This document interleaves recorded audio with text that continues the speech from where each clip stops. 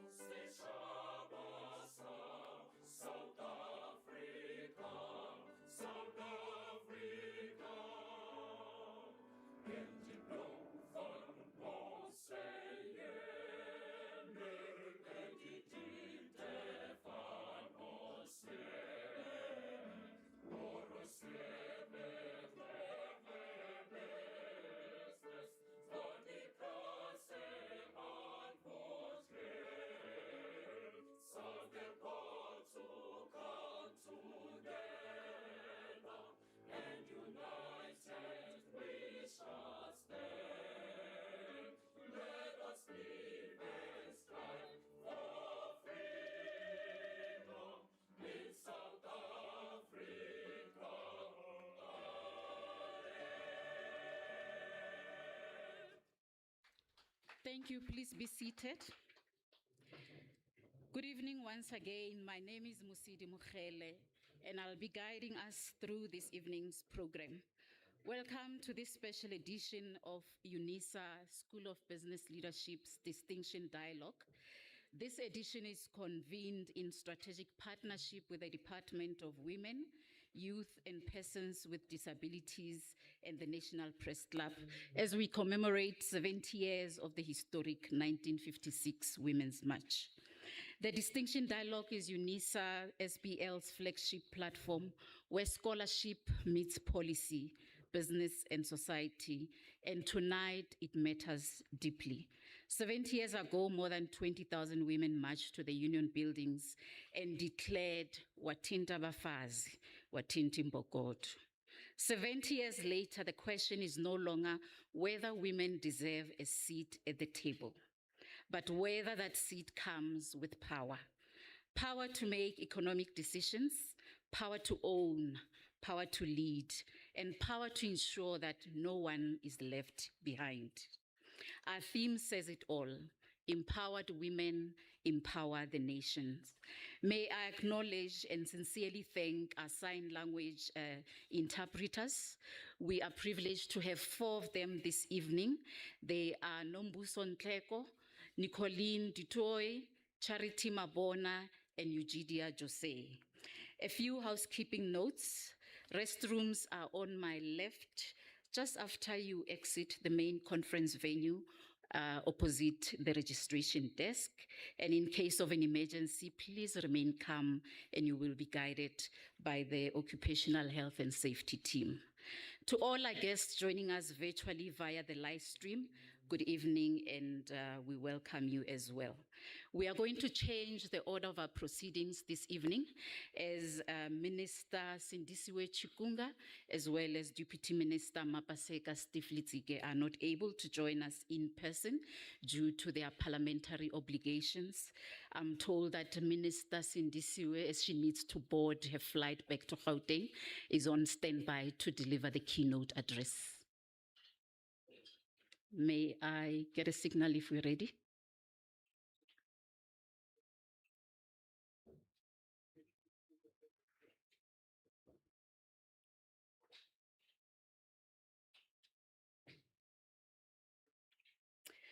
Okay, should I call another speaker or is the minister on standby? I don't want to call somebody and then we have to stop them.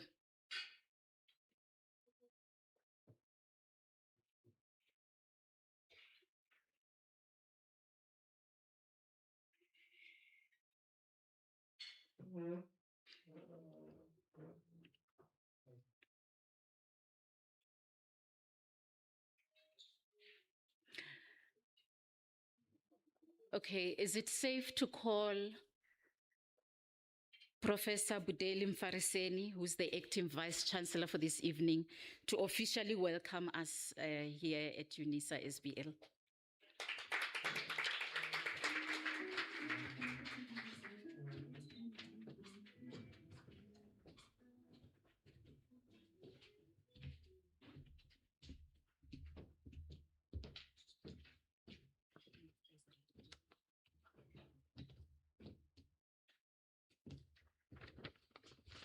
I'm told Minister is ready for us. Minister Sindisiwe Chikunga, if you can hear us, Minister, you may proceed with your keynote address.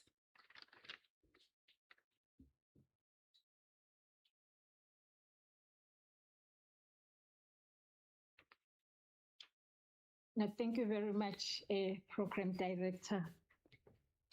May I please request to switch off my camera because I'm not very sure about the stability of network where I am in Cape Town at the airport.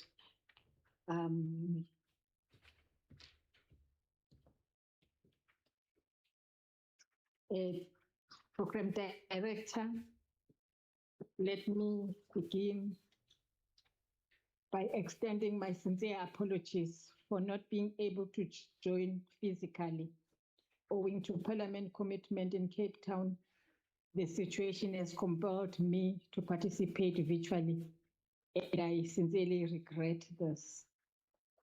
I wish to express my sincere appreciation to every single one of you for joining us this evening.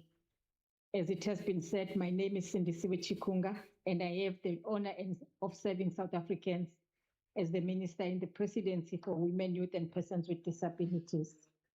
Let me thank our partners in convening this engagement, the National Press Club and the Unisa School of Business and Leadership, in whose house we are gathered. I thank Government Communication and Information System, APSA, the members of the National Council on Gender-Based Violence and Femicide who are with us, the civil society organizations, academic, business leaders, and journalists who have made time for this conversation. As we approach the end of Women's Month in this historic year, we are deeply honored as a department to join academics, civil society leaders, our media and business people to reflect on South Africa's journey towards gender equality from 1956 to 2026, to recognize the contribution of many women to South African society, to motivate young women to carry forward the sacrifices and the courage of the 1956 generation, and to consider seriously what must still be done to advance gender equality and women's economic empowerment. Under the theme, Empowered Women, Empower Nations, we have come together this evening to continue our year-long commemoration of 70 years since 20,000 women, mothers, grandmothers, factory workers, domestic workers, teachers, and nurses marched to the Union buildings on the 9th of August, 1956. We say that no one of the consequence would dare challenge the fact that we are descendants of formidable women, giants who fought longer and harder against overwhelming odds in order to give birth to a more just and humane society.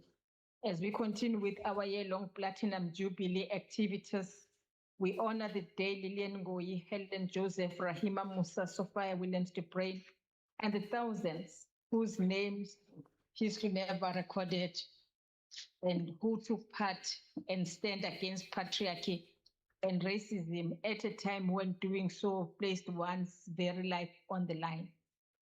Kwame Nkrumah once said, "Those who would judge us merely by the heights we have achieved would do well to remember the depths from which we started." In order to do justice to the journey we are here to commemorate, we would do well to trace the 1956 march through the lens of the Women's Charter. From the Women's Charter, we'll extract the key thematic areas of development that the women of 1954 and later of 1956 named as the true measures of what gender equality and a more equitable, just and human society should look like. First, in the Charter of 1954, women were not asking for superior status in society. They were calling for a society rooted in collectivism and solidarity. They correctly argued that we women do not form a society separate from the men. There is only one society, and it is made up of both women and men. As women, we share the problems and anxieties of our men and join hands with them to remove social evils and obstacles to progress. The level of civilization which any society has reached can be measured by the degree of freedom that its members enjoy. The status of women is a test of civilization. Measured by that standard, South Africa must be considered low in the scale of civilized nations, unquote. Program Director, the women of 1956 did not call for equal pay for the mere sake of equality between men and women. That generation knew that then that resources and wealth in the hands of a woman guaranteed the current and future well-being of everyone. They knew that women, when a woman is genuinely empowered and has the levers of economic power within her reach, society wins, humanity as a whole is empowered, and only then can poverty and its associated evils can be defeated.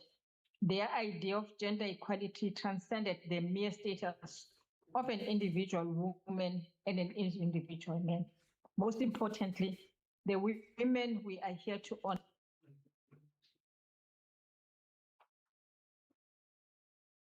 to earning opportunities within the much broader context of what we today call the K economy. As far back as 1954, in their own words, they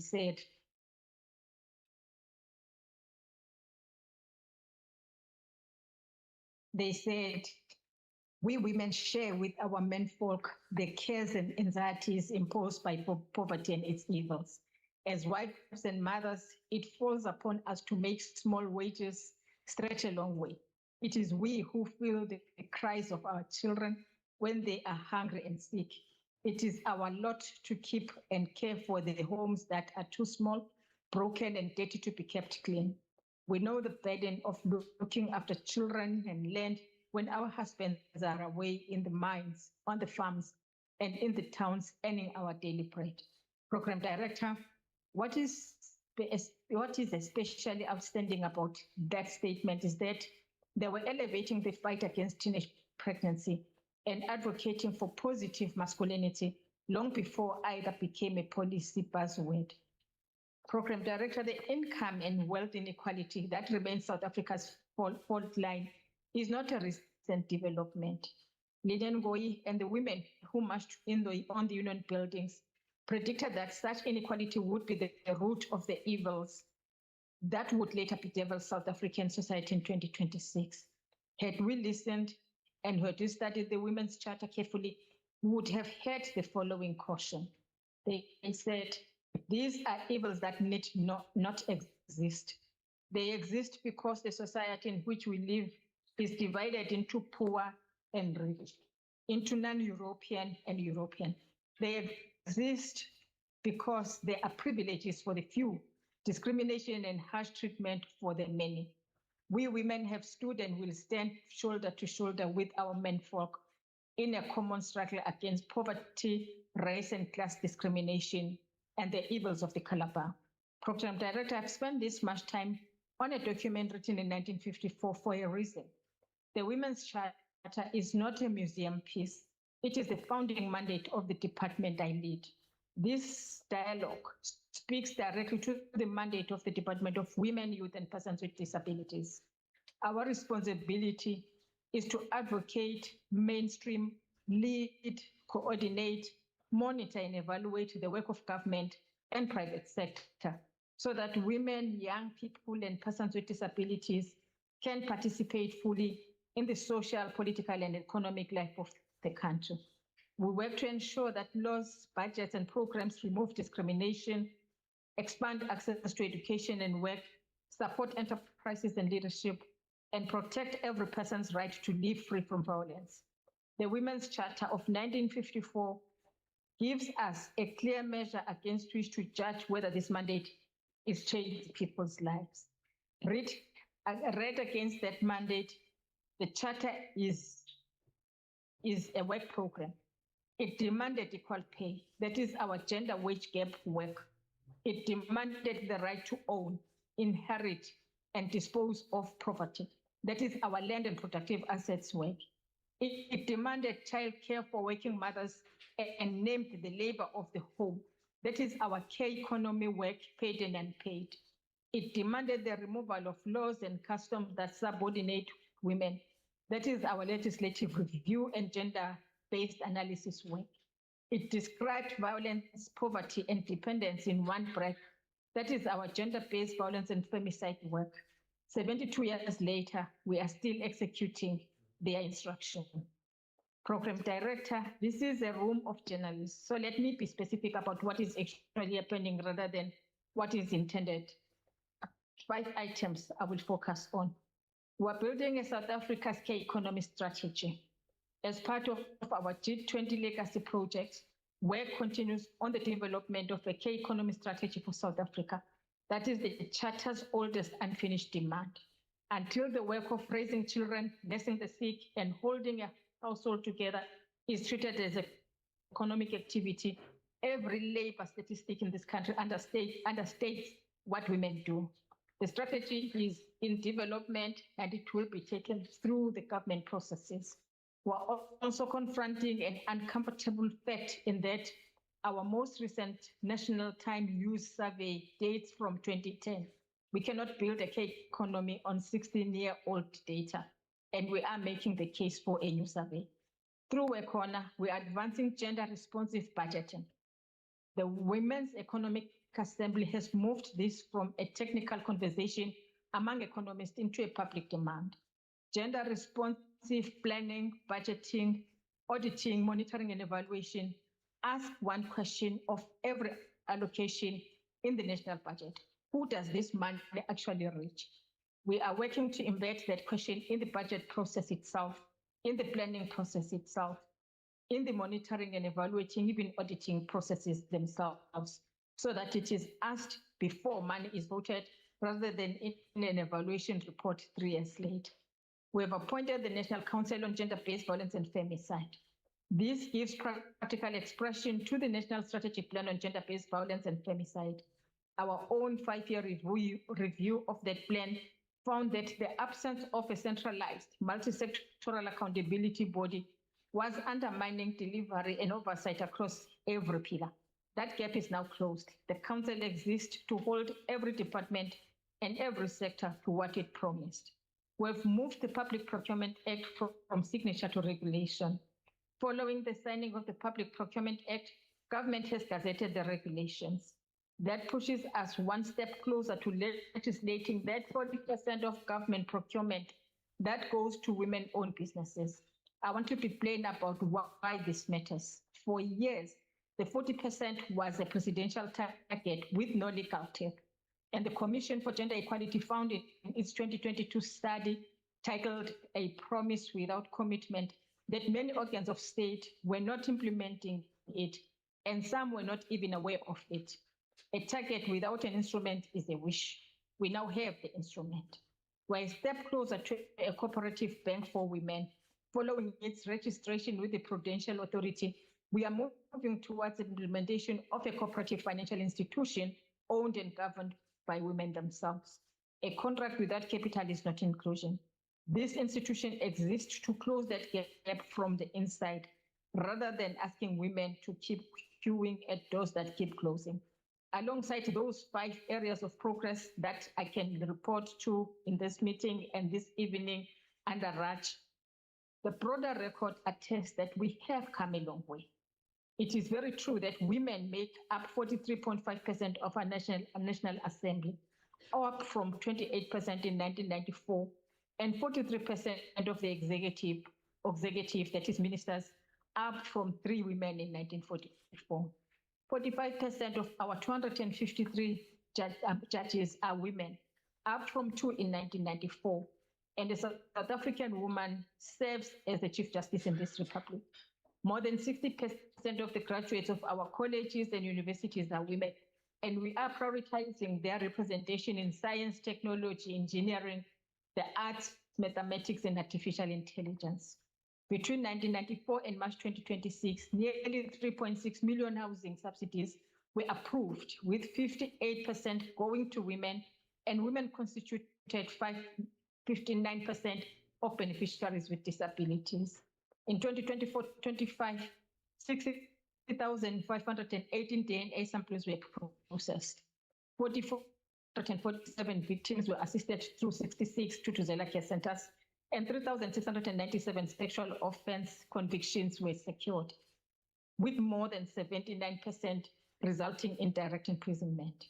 We are not only talking about progressive policies, we are acting on our commitments. However, we've made progress, but we are not where we are supposed to be and we want to be. Program Director, I would therefore lose room's respect if I stopped there. Let me name the challenges as plainly as I have named the progress. The economy has not moved as fast as the law. Statistics South Africa reported that in the first quarter of this year, unemployment among women stood at 36.4% against 29.6% for men. For Black African women, it stood at 40.5%, and women's median monthly earnings are 82% of men's. Youth unemployment for those aged 15 to 34 stood at 45.8%, and among young people aged 15 to 24, the share not in employment, education or training is higher for young women than for young men. Violence against women remains our deepest failure. The most recent national femicide study by the South African Medical Research Council found that 3 women in this country are killed by an intimate partner every day, and that our intimate partner femicide rate is 5 times the global rate. We have the laws, we now have the council. What we do not yet have is a fall in the number of funerals. Implementation remains our weakest link. 32 years of democracy have taught us that the presence of a law does not produce its implementation. Targets are set and not measured. Regulations are gazetted and not enforced. Payments to women-owned suppliers are delayed until the business dies. We're honest about this because the alternative, pretending, is what erodes public trust in the state. So, Program Director, let me speak directly to the journalists and editors in this room, because we need to view differently from now how we work here. The media occupies a space that has for far too long been left unoccupied. It has been disheartening to witness the dangerous vacuum in how our history has been documented and how often it has been misrepresented. For far too long, we have outsourced this space, and we are paying a heavy price for it. The media and the creative space are not only central to the battle of ideas, they carry the very soul of a nation. So I'm not asking for a favorable coverage. I'm asking for 4 things. Follow the money and tell the country what share of that 1.5 trillion rand procurement pipeline actually reaches women-owned businesses. Follow the cases from the police station to the conviction so that the country can see whether the system fails or survives. Follow the delivery, not only the announcement, because an announcement makes a headline and delivery makes a life. And tell the stories of the women whose names never reached a textbook, because a country that cannot see its own women in its own record will keep on treating their exclusion as normal. To the academics in the room, we need a curriculum that does not serve as a rationale for dividing Africans and plundering our wealth-producing resources. We need a curriculum that acts as the undercurrent of a sovereign people, with unity as the foundation of this sovereignty. And we need youth research in fact, your research on our desk, not only in your journals. I therefore propose that this engagement should not be an annual event. Let us establish a standing partnership between the department, the National Press Club, the Unisa School of Business, the leadership in our research institutions, at least with our private sector, a civil society, that at least we have one meeting quarterly where we examine the data and report publicly on whether the commitments made in August are still alive in February. So, Program Director, allow me to raise something that ministers are usually advised to raise privately. This department I'm leaving carries a mandate that covers women, young people, and persons with disabilities, 3 constituencies that together make up the majority of this country's population. We're expected to influence the planning, budgeting, and reporting of every other department in government, even in the private sector. We're expected to run the country's gender-based violence coordination, its youth development coordination, and its disability rights obligations under international law. And we're expected to do all of this on one of the smallest budgets in the national fiscus. A mandate of this scale requires means of a matching scale. The National Council on Gender-Based Violence and Femicide must be resourced, or it will become another structure that meets and cannot act. Gender-responsive budgeting requires the technical capacity to interrogate every vote. The K-economy strategy requires data we do not currently collect. Enforcing procurement set-asides requires people who can monitor, evaluate, and act. So my call this evening is not only to my colleagues in Cabinet and in National Treasury, it is also to business and to the philanthropic sector represented here. Empowerment is not free. It is either funded or it remains a slogan. So, Program Director, the presentation prepared for this engagement puts our task better than I could. We must move from remembering women to empowering women, from representation to influence, from participation to ownership, and from recognition to power.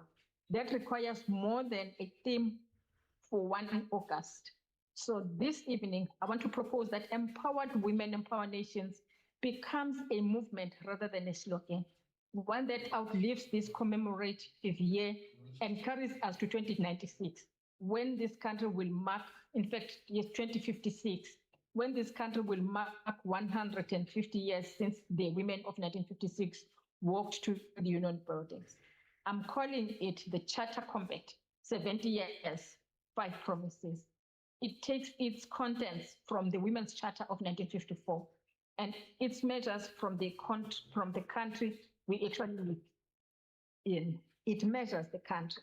So 5 promises, each with a number attached, each reviewed publicly every 10 years. Promise 1, ownership. The Charter demands the right of women to own, inherit, and dispose of property.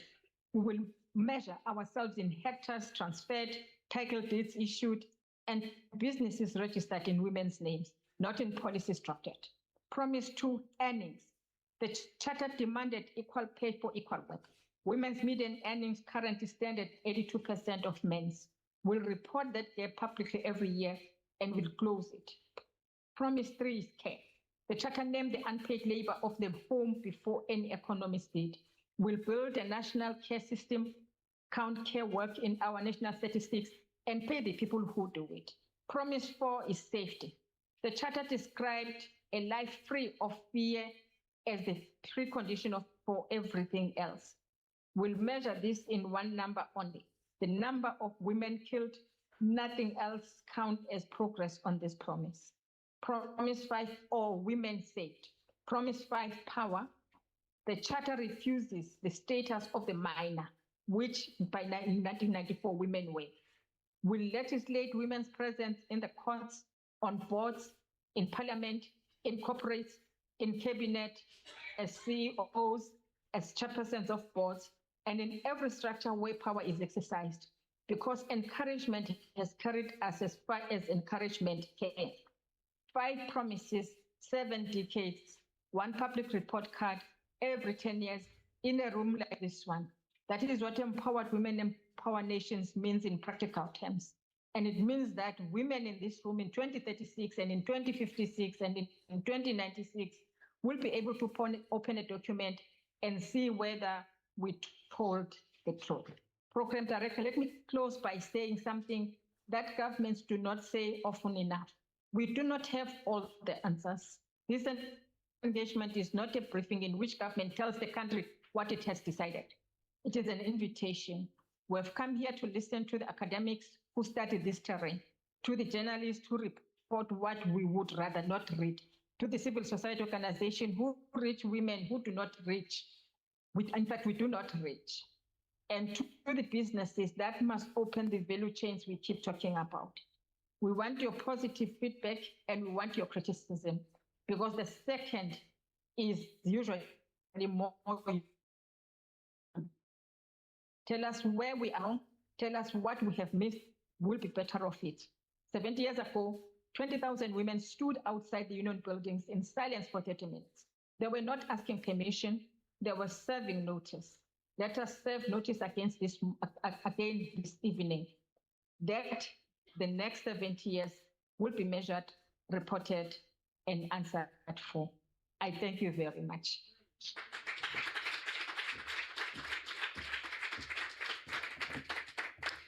Honorable Minister Chikunga, thank you for anchoring this dialogue with such clarity and courage. We thank you for choosing us before the skies call you. Safe travel, Minister Chikunga. Allow me to now formally observe protocol. We are honored by the presence of Professor Budeli Mfariseni, who is the acting Vice Chancellor for this evening. Professor Walter Matli, who is the CEO and Executive Dean here at Unisa SBL. We also have Professor Pulens Khalo, who's the Chief Albert Lutuli Research Chair. Dr. Pravina Sukraj Eli, who's the Acting Director General at the Department of Women, Youth and Persons with Disabilities. Our esteemed panelists, distinguished guests, academia, business, civil society, media, and our virtual audience, good evening once again. To ground us in the spirit of Unisa and officially welcome us to this sacred space of learning and leadership, please help me welcome a legal scholar of distinction, Professor Budeli Mfariseni, who's the acting Vice Chancellor.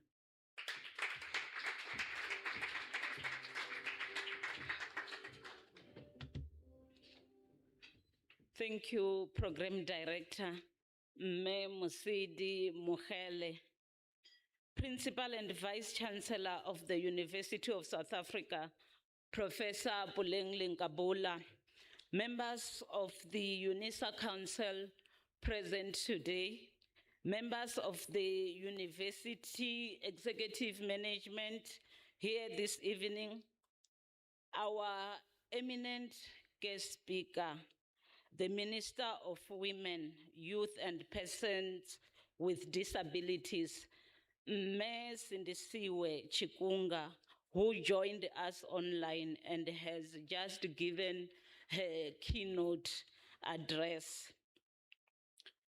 Deputy Minister of Women, Youth and Persons with Disabilities, Ms. Maspaseka Steve Litsike, Acting DG, Me Pravina Sukraj Ella, our distinguished panelists, Ms. Mfundo Nomvungu, Acting Chairperson of the Commission for Gender Equality, Dr. Sunshine Mayende, Chairperson of the NYDA Board,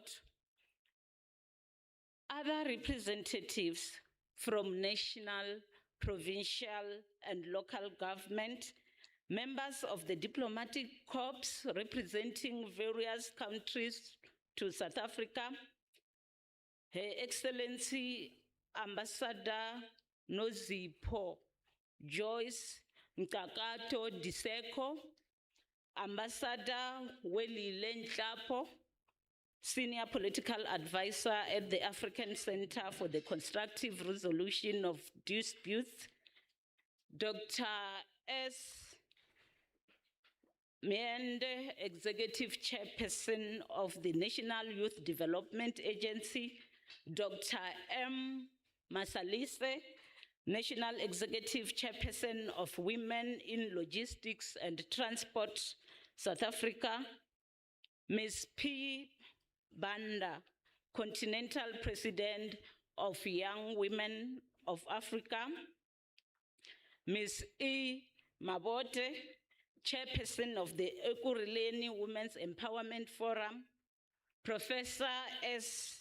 Matlabe, Deputy Chairperson of the Unisa Women's Forum, Dr. N. Langa, Chairperson of the Unisa Employees Disability Forum, Dr. Abigail Ngazimulo Nyati, Postdoctoral Fellow in the Department of Psychology at Unisa, staff and students at Unisa, representatives of media, distinguished guests, ladies and gentlemen, dumelang, sanbonani, molweni, riperile, ndimadekwana, thobela, lochani, good evening, Huyenand. It is an honor to welcome you all to Unisa this evening on behalf of the Principal and Vice Chancellor, Professor Puleng Linkabula, who due to other pressing commitments is unable to join us tonight. She has sent her warm greetings to you all and is with us in spirit. She sincerely sent her apologies. And I must also, ladies and gentlemen, apologize for starting late. It is not a Unisa culture. As the University of South Africa, the University of the Land, we are delighted that working with our social partners in the form of the Department of Women, Youth and Persons with Disabilities and the National Press Club, we can co-host this important dialogue that celebrates the 70th anniversary of the 1956 Women's March. A special welcome to the Honorable Minister, Sindisiwe Chikunga, and to the Deputy Minister, Mampaseka Steve Lizeke, who will give a message on the continuing marginalization of the LGBTQI community and of women with disabilities. Yvonne Pia, the memories behind the day my soul cried, once wrote, and I quote, "When you focus on someone's disability, you will overlook their abilities. And rather, you will overlook their abilities, beauty, and uniqueness." Close quote.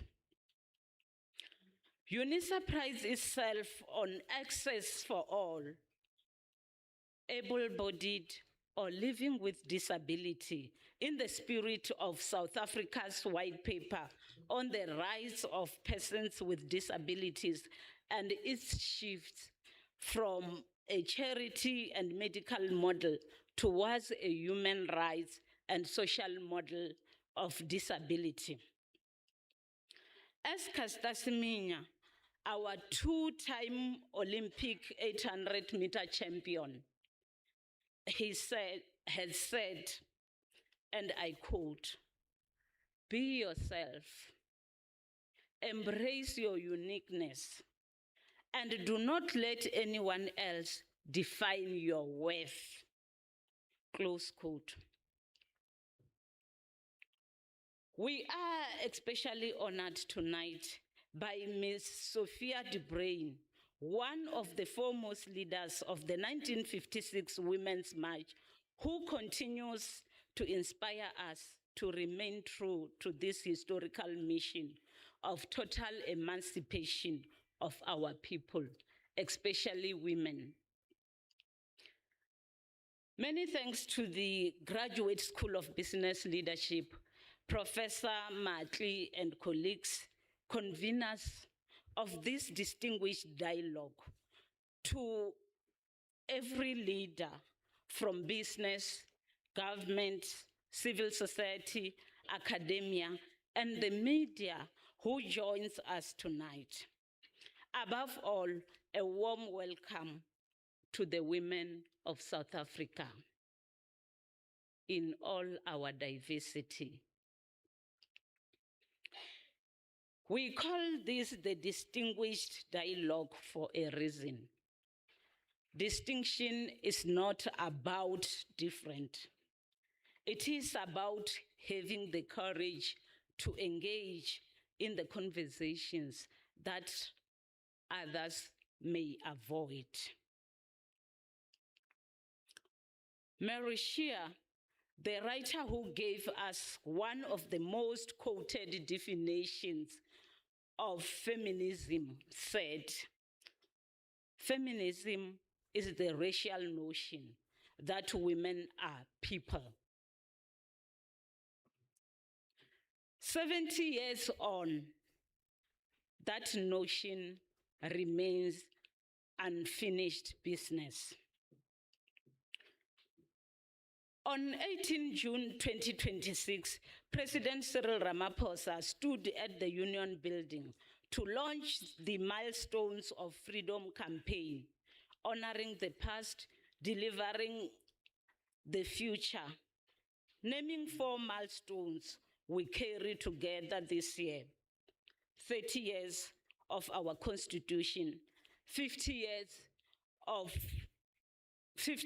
since 1976, 60 years since the District 6 removal, and 70 years since the 1956 Women's March. These are inseparable, ladies and gentlemen. A constitution promising equality and dignity, a generation demanding a future, a community reminding us what is lost when land and belonging are taken. 70 years ago, 20,000 uninvited women marched to the Union buildings, unified in one cry: "Wathini abafazi, wathini imbokodo." You strike a woman, you strike a rock. These women were not asking for a seat at the table. They were demanding ownership of the future. As Professor Wangari Maathai, Kenya's Nobel Peace Prize winning environmentalist, reminds us, African women must be liberated from fear and from silence. She was conveying a message about African liberation, argued on African terms, not on some borrowed colonial terms, canons, and terminology. The Sustainable Development Goals commits every UN member state, ours included, to a single pledge that no one will be left behind, echoing our own Constitution's promise that South Africa belongs to all who live in it, black and white. A young woman who is black, poor, rural, disabled, or queer does not experience exclusion once but in layers, which is why the Commission for Gender Equality exists, to make equality deliberate rather than accidental. Ladies and gentlemen, gender, disability, and LGBTQI rights belong in one conversation, not 3. And a truly inclusive South Africa gives each of us in this campaign's own language a place in the sun, not charity, but a rightful place reclaimed. Today's struggle is different, ladies and gentlemen, from the 1956 struggle, but no less heavy. Economic inclusion has not yet become economic power. The share of women in our National Assembly has grown from 25% in 1994 to 45% today, yet women still hold barely a fifth of company directorship and 10th of chief executive posts. Program Director, women entrepreneurs face a funding cliff of their own. They are demonstrably less likely than men to obtain credit in their founding year. Even though women who do secure loans default less often than men, a bias that leaves too many labeled high risk or unbankable despite evidence.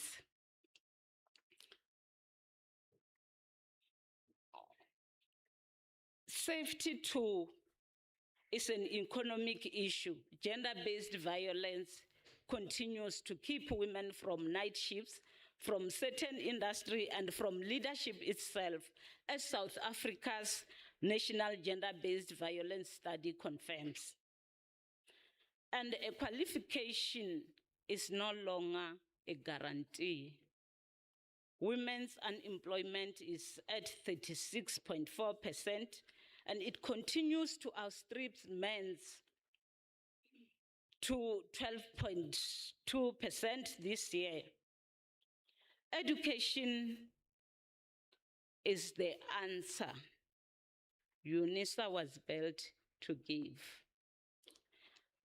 Distance, affordable, and flexible learning lets a mother in Limpopo or a domestic worker in Gauteng study without leaving her community, her job, or her child, breaking the trap that forces young women to choose between survival and schooling. And because of automation, AI and the green economy are reshaping work itself. Learning cannot stop at one qualification. Open distance and lifelong learning is a feminist and developmental imperative, letting women learn while they earn, care, and lead.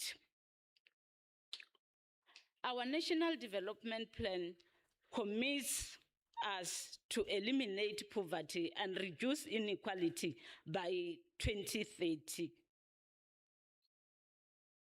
The African Union's agenda for 2063 sets the ambition continent-wide, envisioning an integrated, prosperous, and peaceful Africa, driven by its own citizens.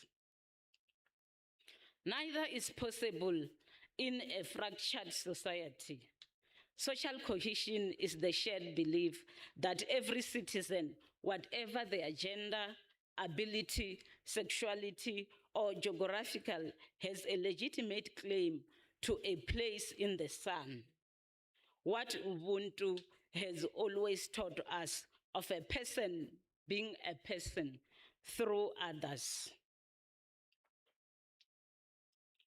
This evening, ladies and gentlemen, let us honor the 20,000 women of 1956, not only with words, but with tangible commitments to education, economic power, safety, and the full inclusion of every South African.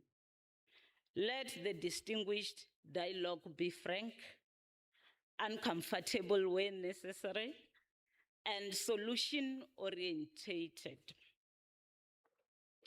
Once more, ladies and gentlemen, Welcome to Unisa. Thank you for being here. May your voice be heard. Welcome to the University of the Land. I thank you.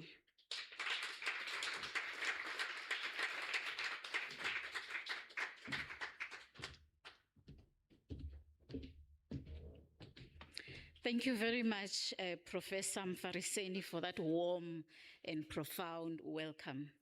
The media does not just report history, it shapes it. To frame why this partnership matters now, I invite a powerhouse of South African journalism, fearless, forensic, and committed to truth. Please help me welcome Ms. Antoinette Slabet. She is the chairperson of the National Press Club, who will set the scene for us. Antoinette.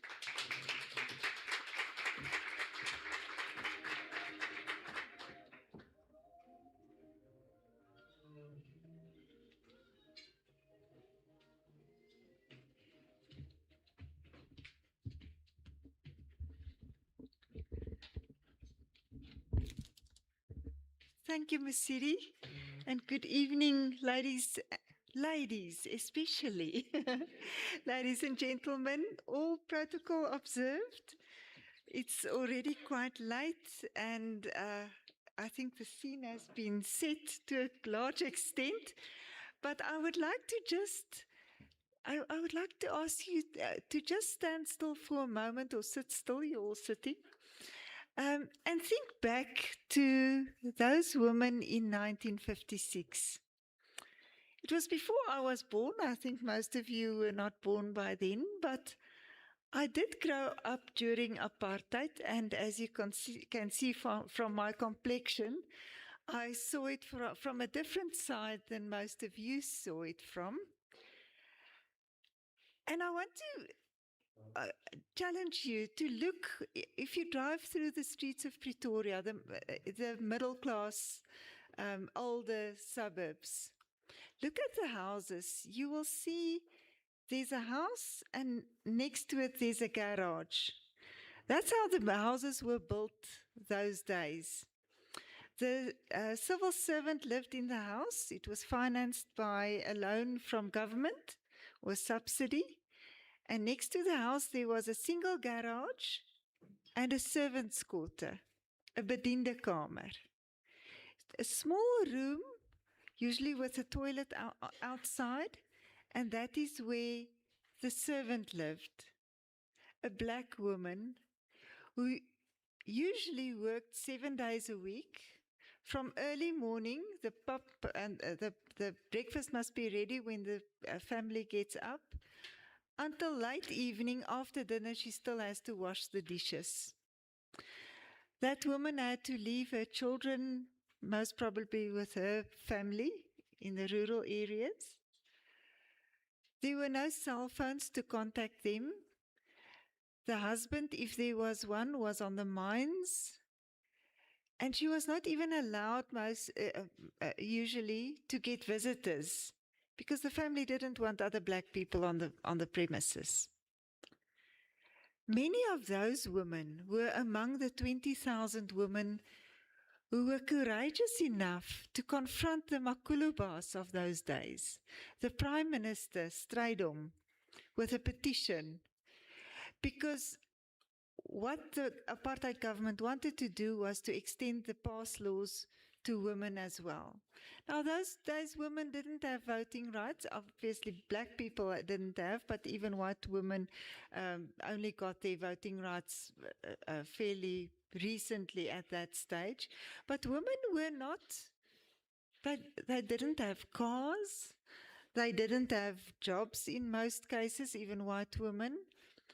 They suffered, the black woman there didn't only suffer under apartheid, she suffered from patriarchy, from isolation, and despite that, they organized themselves.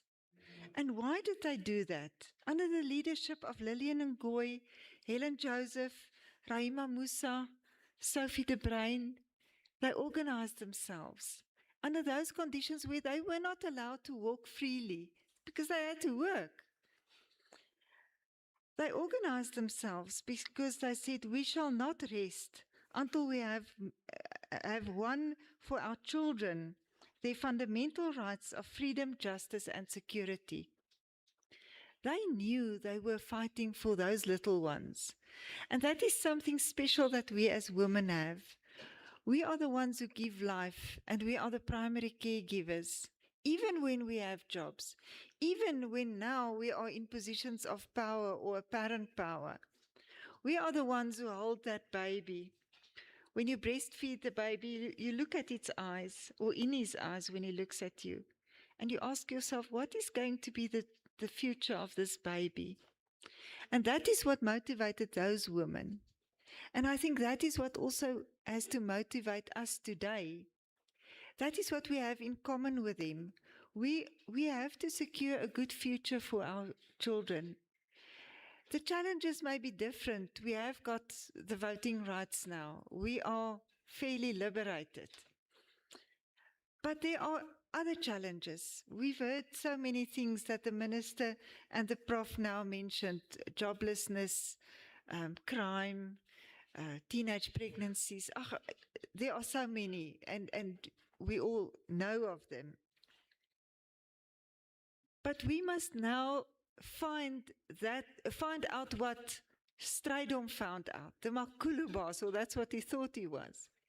He realized when you strike a woman, you strike a rock. And what we must do now is to find the rock inside ourselves. And we must use that to secure, with all the assistance we have these days, of cell phones, of freedom of movement, of having a vote. We must use all of that to secure the future for our children, as those women did within their limitations. As media, the newsrooms are getting smaller and smaller.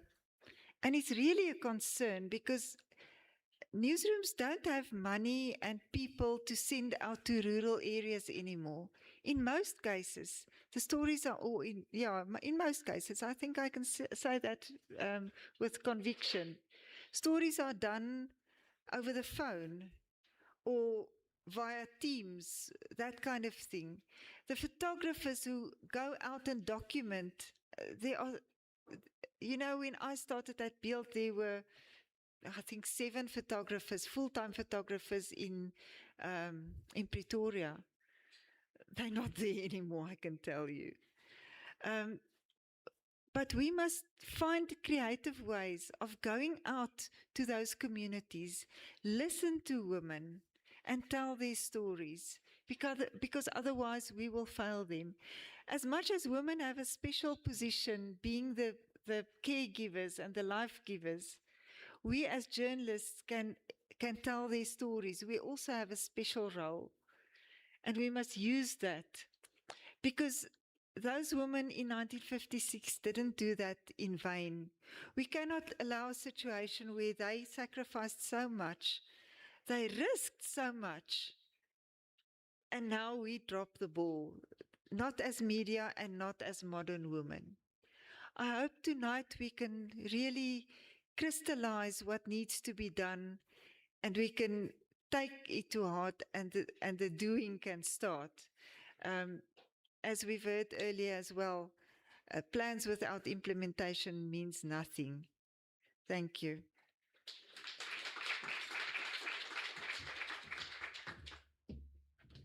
Thank you, Antoinette. Our next speaker lives inclusion. She does not just speak it. She's a champion for rural women, young women, and women in the LGBTQI+ community who are too often pushed to the margins of freedom. Despite her parliamentary responsibilities this evening, she prioritized being with us virtually. Ladies and gentlemen, virtually, please help me welcome the Honorable Deputy Minister Mapaseka Steve Litzike to deliver her message of support.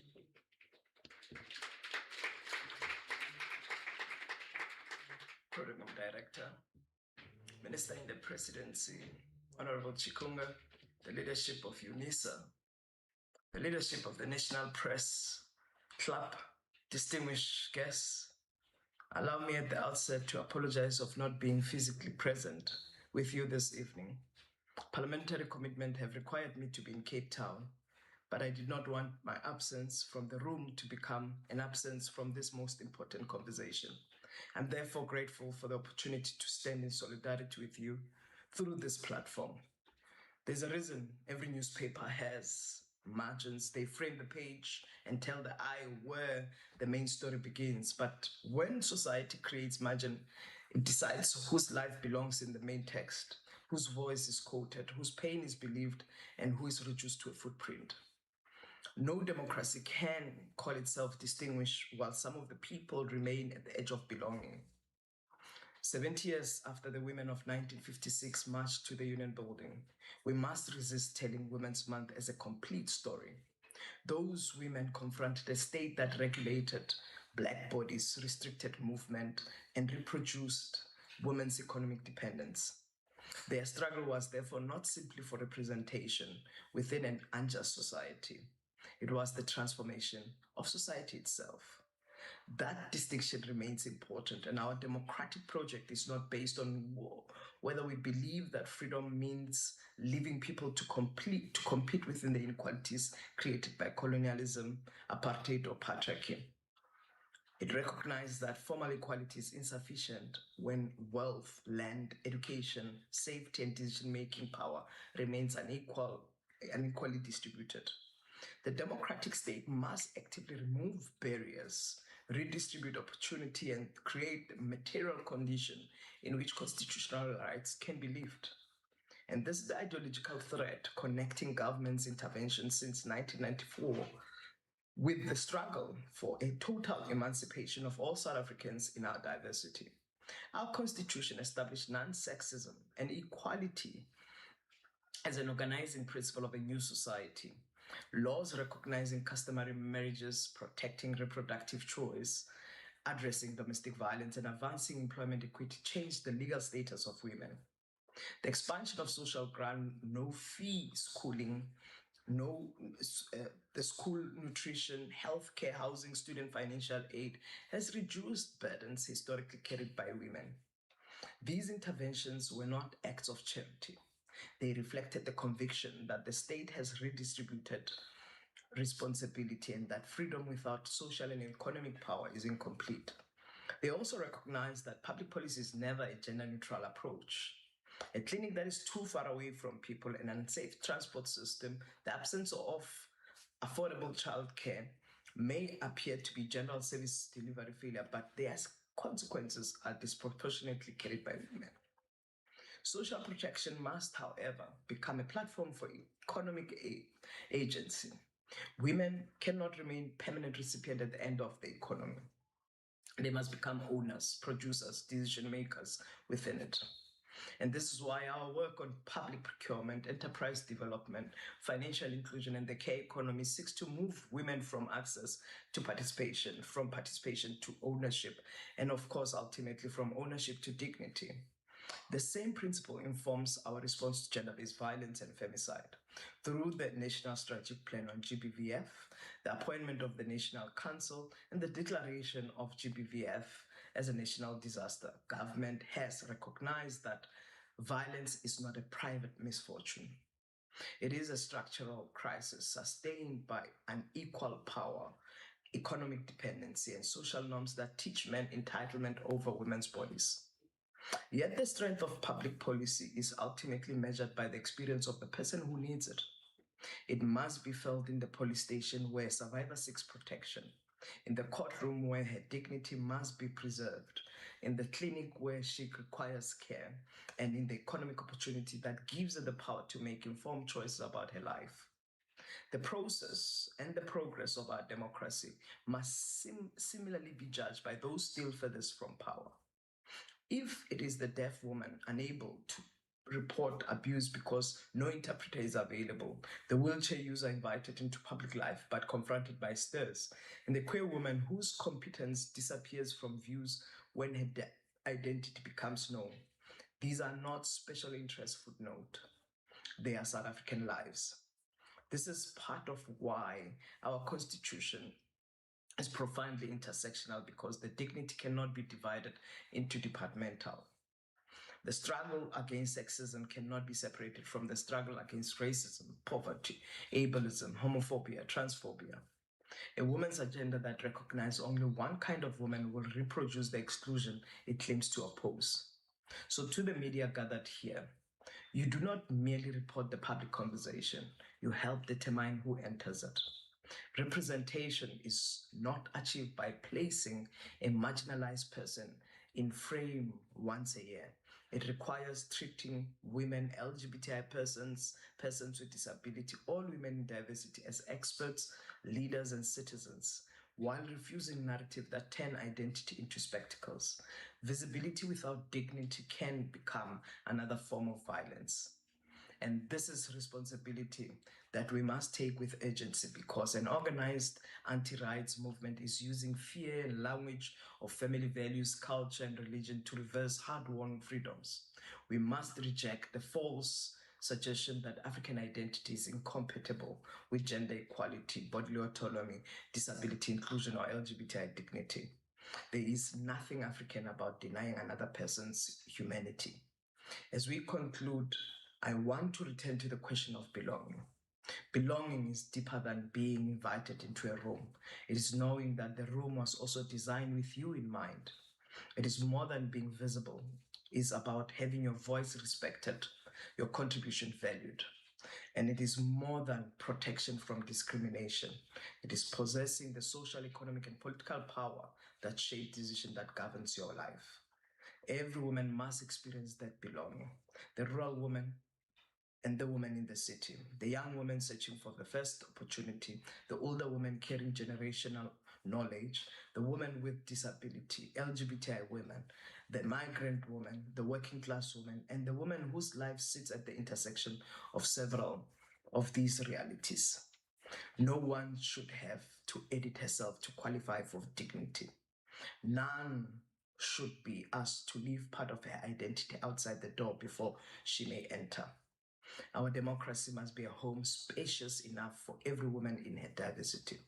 The page of democracy is still being written. Let us defend what has been achieved, confront what remains unfinished, and move every woman from the margins into the center of our democratic story. Freedom has no margins, and belonging must have no exceptions.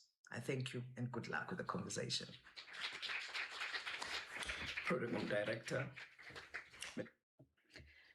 Thank you, Deputy Minister Litsike, for that moving and necessary message. You reminded us that if one woman is left behind, we have all failed. Ladies and gentlemen, we now move from speeches to solutions.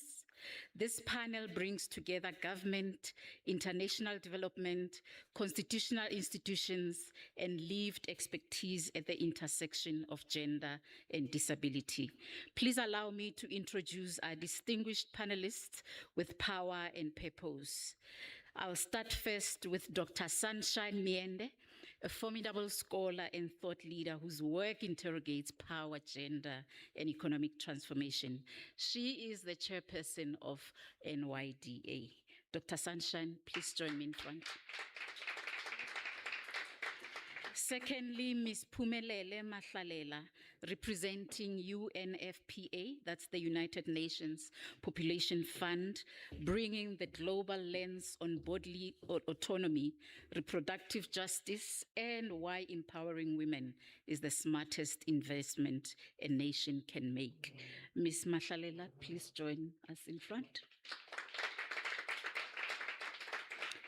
Thirdly, a defender of our constitution, Mfundo Nomvungu, who is the acting chairperson of the Commission for Gender Equality, the institution that guards our promise that equality is not a favor, but a right. Mfundo, please join us in front. And fourthly, the engine room of government action, Dr. Pravina Sukraj Eli, the Acting Director General of the Department of Women, Youth and and persons with disabilities, the strategies translating policy into power and power into economic decision-making spaces where women remain underrepresented. Let's welcome Dr. Sukraj Eli. And lastly, Dr. Abigail Nyati, who is a gender and disability expert, a postdoctoral fellow at the Department of Psychology here at Unisa, a scholar activist who reminds us powerfully that there can be no women empowerment without disability inclusion. Dr. Nyati, please join us in front. And to help us weave this rich tapestry together, we need a moderator who is equal parts academic rigor and activist heart. She is Professor Nelly Swart, the Director of Executive Education at Unisa SBL, a leader who teaches executives not just to manage, but to matter. Prof. Swart, over to you to lead our distinction dialogue panel.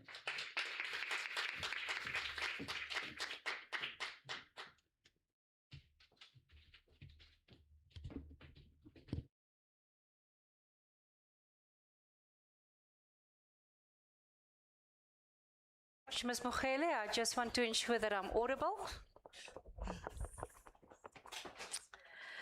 Good evening, distinguished guests, colleagues, panelists, and may I say all protocol observed. We have been truly blessed tonight with two remarkable introductions by our various ministers, our Minister Chikunga as well as our Deputy Minister, and we've also had a very powerful message from our Vice-Chancellor, Professor Lenka Bula. This has set the scene for us, and we've all also reflected on the 70 years of the historic Women's March. But I think for us as the panelists, I think it is important that we look at the future. And it is important that we ask ourselves what has evolved since 1956. Because in 1956, the women has fought for fundamental freedoms of inclusion, but today I think our conversation has extended to equal economic opportunities, to leadership, to education, and to meaningful discussions. And in the end, we want the women's voice to be heard. We always talk about having a seat at the table. But it's not only having a seat at the table, it is to ensure that women also have decision-making power. And with having said this, I would like our panelists to reflect. But before we reflect, may I just also give an order of how we're going to handle this panel discussion. So first of all, I would like our panelists, because we're having a conversation, so let's keep it light.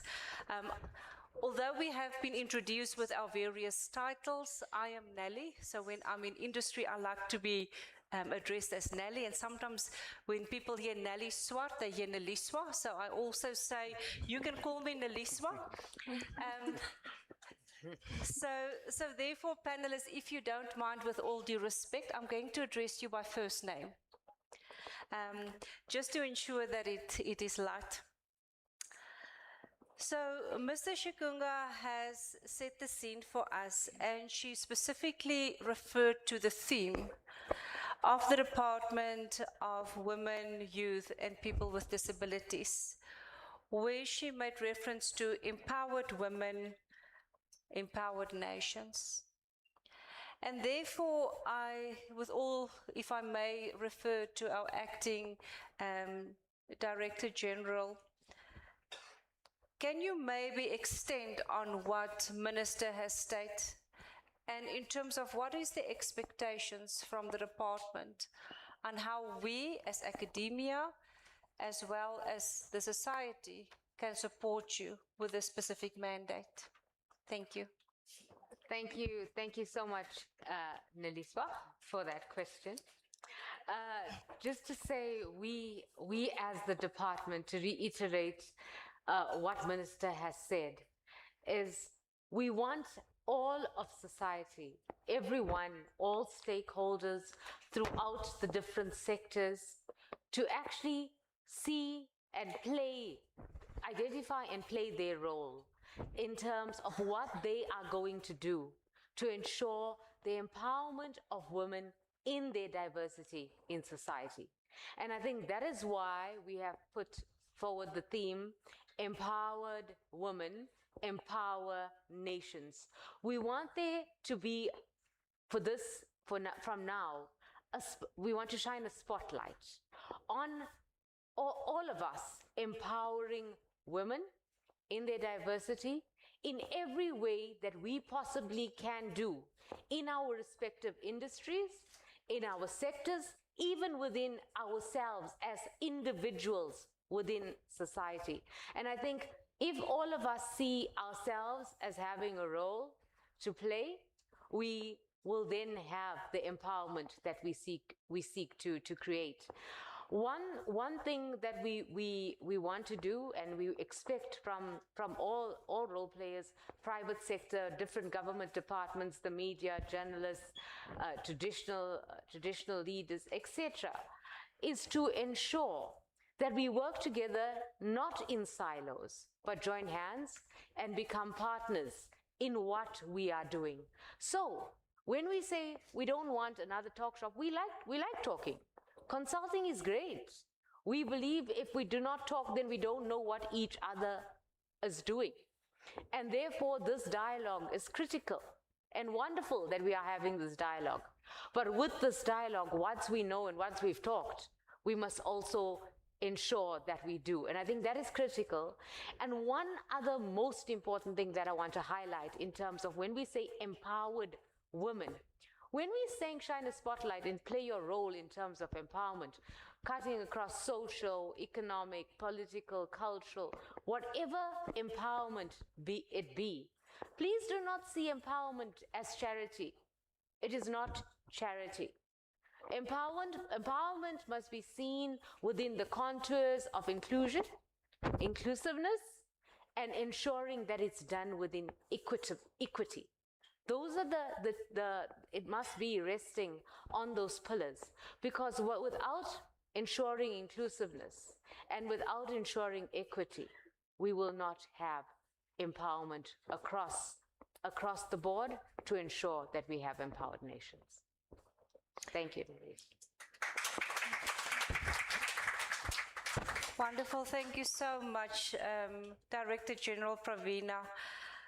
Mfundo, if I can ask you, as an acting board person of the Commission of Gender Equality, how can we support the department with this specific mission of empowered women and empowered nations? Thank you so much, Neliso. I think, good evening first. The most important thing for the Commission is quite simple, that we are not short of legislation or short of policies that we can or we should be implementing to ensure women empowerment is a true reflection in our societies. And that is very important for us, because then that means there are people who are abdicating their responsibilities as duty bearers. And secondly is that there must be an intention from both private sector and government to be biased towards women, because women have experienced triple oppression in terms of race, class, and gender. So there must be that understanding from all duty bearers, from national to the local government. And what we have picked up is that, and I'm glad the minister has referred to one of the research that we've undertaken, that the 40% of women in the procurement space is simply not realized, because there seems to be those who are in power who are not aware that there should be this bias towards women. And it's quite mind-boggling when we do oversight visits to institutions, both public and private, by the way, who cannot actually concede that women have been oppressed and they need to be empowered. It's not a cosmetic, because women's competency is not a question at this stage. We've got a lot of competent women that can run institutions in all fields. And the issues of women's safety when we empower women are also very sacrosanct and important. That we cannot just let women go into spaces that have been predominantly populated by men without safety measures that we put in place. Because we know that women experience sexual harassment at the workplace. And without proper measures that we can put in place or institution can put in place to safeguard women, we are setting women for failure. And they're likely not to be believed and all of that. So what we're saying as a commission is that there must be an enforcement of regulations and prescripts. There must be a rigorous oversight by Parliament to these institutions. There must be a forceful interrogation of the Employment Equity Act in private sector. Because you can't have women that are growers of wheat, but not sitting at the top of the echelons of these institutions to influence decisions. And simply because they are women, or simply because they are overlooked, or simply because the recruitment of women is only focused on the growers and the growing of the grains and wheat. So we're saying there must be mentoring programs for women to climb up the ladder. There must be safety measures that are put around that so that women are safe at all times. But there must be an intentional enforcement of our regulations and policies at all times. Thank you. Wonderful. Thank you so much. And the freedom of women, I think, and the freedom of movement for women is so important.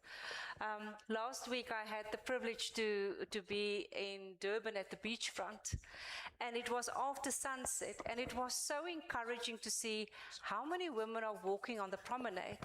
They're all exercising, and they're taking care of their personal well-being.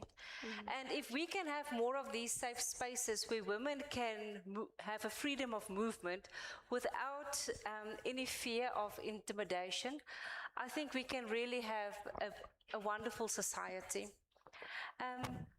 Let's move a little bit more international. And I'm going to ask you, Simpumelile, as the Communications Associate of the United Nations Populations Fund, in terms of what the Minister said, in terms of empowered women and empowered nations, what is your need?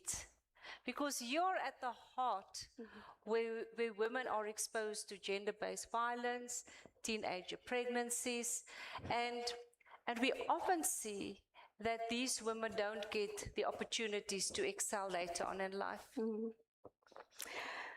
Thank you so much, Nelly, for the question. I think for us as UNFPA, the United Nations Population Fund agency, which focuses on sexual rights, health, and maternal health, one of our key points in terms of ensuring that women always feel empowered and ensuring that young people, even in South Africa, are always feeling empowered is through autonomy of autonomy over their own body. I think a young woman who has full freedom, agency, and access to decide when and with who they have children with, and access to non-judgmental healthcare is something that is very important for young women in South Africa and women in general in South Africa.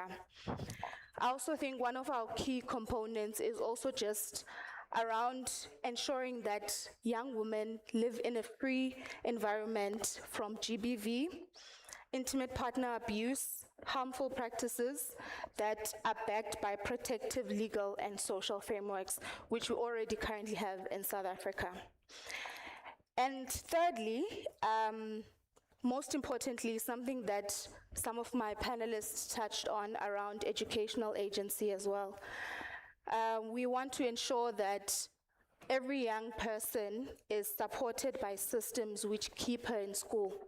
Through the work that we are doing around adolescent pregnancy with the Department of Women, Youth and Persons with Disabilities, we want to enable a young person to be able to re-enter the education system if she falls pregnant. We want to provide access to economic opportunities and leadership roles by working with the South African government and also other corporate partners as well, through spaces such as the Social Impact Bond that we are currently working on, as well as the UNFPA. So I think on our side, those are some of the things that we think an empowered woman would look like as UNFPA. And mainly also just, they must also, because we've been speaking about including them in the room and being co-creators of policy, but we want them to also be part of the decisions that are being taken, for them to actually have an important voice in such policies such as the National Youth Policy, policies around adolescent pregnancy, the National Strategic Plan that is currently being developed. So I think those are some of the things that an empowered woman would embody as UNFPA. Thank you. Yeah. Wonderful, and thank you so much. And it's so important what you said, to give women the opportunity to re-enter the education space. And to give them another opportunity. I often say, we as educators are often the only hope for these women. And they just need somebody to believe in them. And I hope that we can continue also to provide that kind of platform. I want to move over to the National Youth Development Agency, and Sunshine, you're working with a lot of youth. Based on what Minister said in terms of empowered women, empowered nations, what are the needs of the youth today to have the opportunity to fully participate in the economy, and how can we empower them? Thank you very much, Program Director.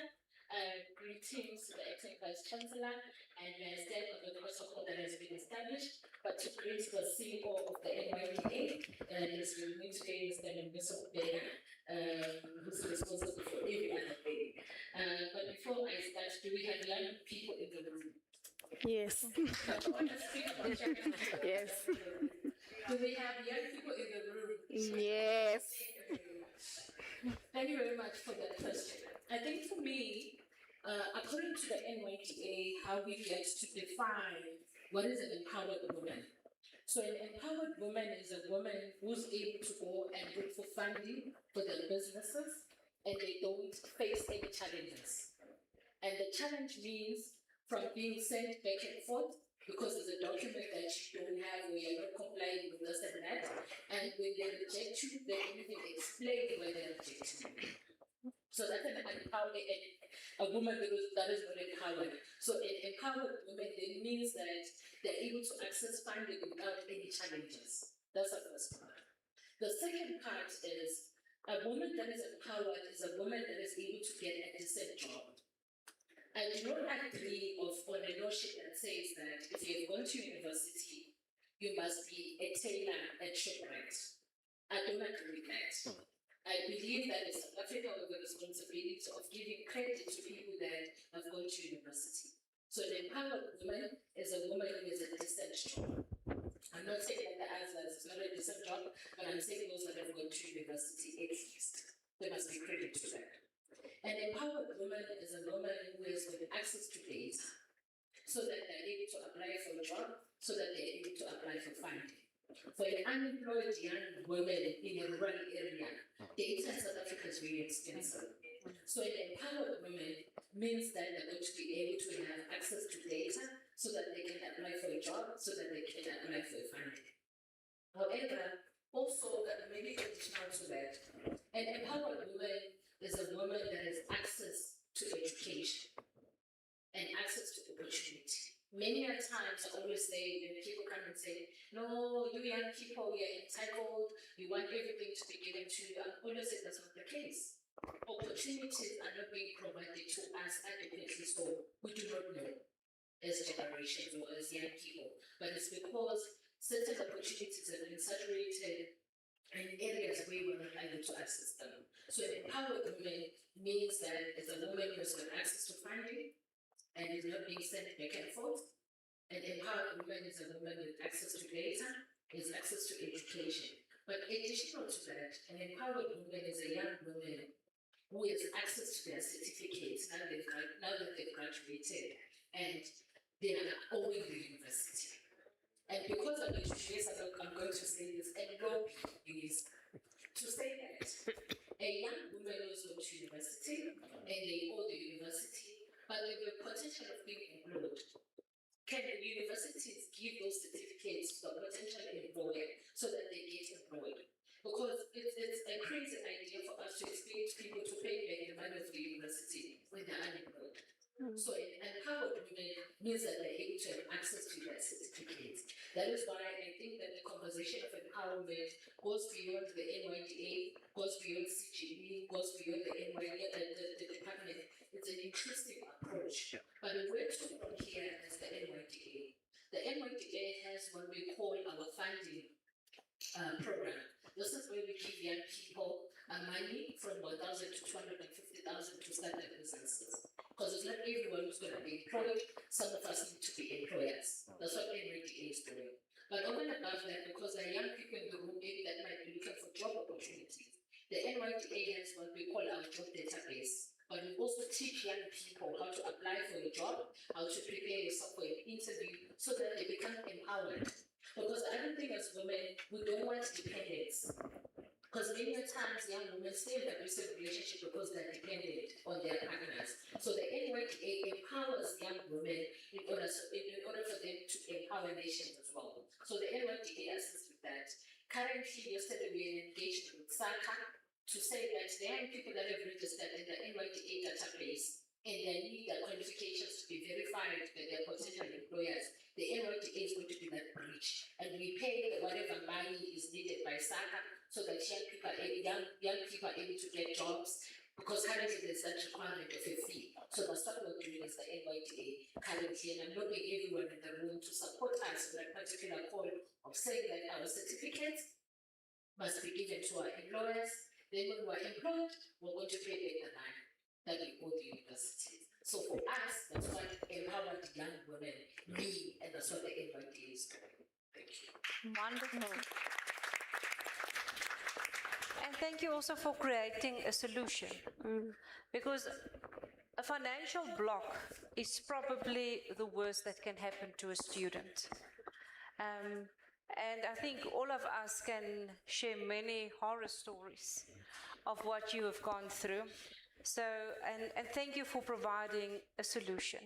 But also let's continue, as our Vice Chancellor has said, let's have a frank conversation and let's propose solutions on how we can also overcome these gaps and unlock the future also of our youth. I hope I'm not here out of line of making this suggestion.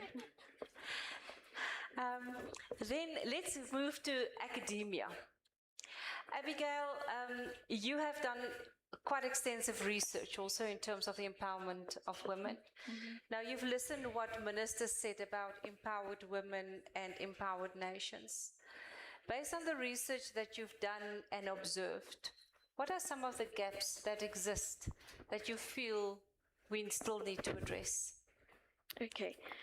So first of all, I would also like to observe protocol in the room and also officials from the President's office and also senior management and executives from Unisa and also my mentor, Prof. Sigalo, who is also in the room. So in terms of research, there is so much research that is happening. But when it comes to women and being excluded economically, we get the data in aggregate. So what I mean by aggregate is that we do not get data which is disaggregated according to gender. So for example, I can bring into context South Africa now in 2026. So the latest Commission report on employment equity, it says that reporting on the financial year for 2025, looking at the workforce in South Africa, 1.3% represents individuals with disability. But when we look at that 1.3%, it's aggregate. It says individuals. We do not know how much of that is actually women and how much of that is actually men. So that's the value of research, because with research, we need to go and gather the data and then show exactly how and where women are economically excluded in the system. And I think I can also make reference to what the minister said in her speech earlier. She talked about the challenges of using data which is 16 years old. So as much as I would like to acknowledge the government of South Africa for funding research, because I'm a postdoctoral researcher funded by the South African government. So I am a beneficiary who's also female. But research shows that there are still gaps in terms of channeling research towards women issues. Yes. And the good thing about research is not only do we identify the gaps, research goes beyond and comes up with context-specific interventions as well. Wonderful, thank you so much.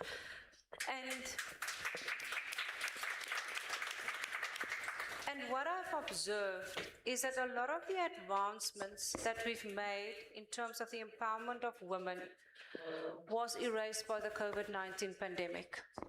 And I've seen that specifically in our space, and I come traditionally from a tourism background. And I have run here the Executive Development Program for Women in Tourism at the SPL. But what we've also noticed is that if there's an intervention and if there is an empowerment and education of women, you don't see the benefits of that immediately. Mm-hmm. It's very important that I always say you need to keep your hand on them.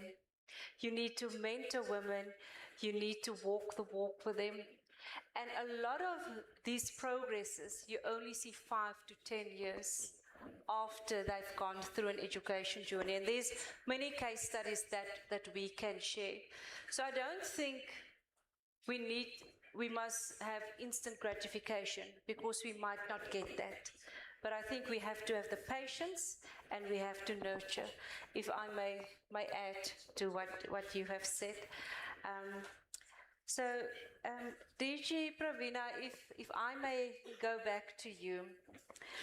Women with disabilities often experience multiple barriers in education, employment, leadership, as well as economic participation.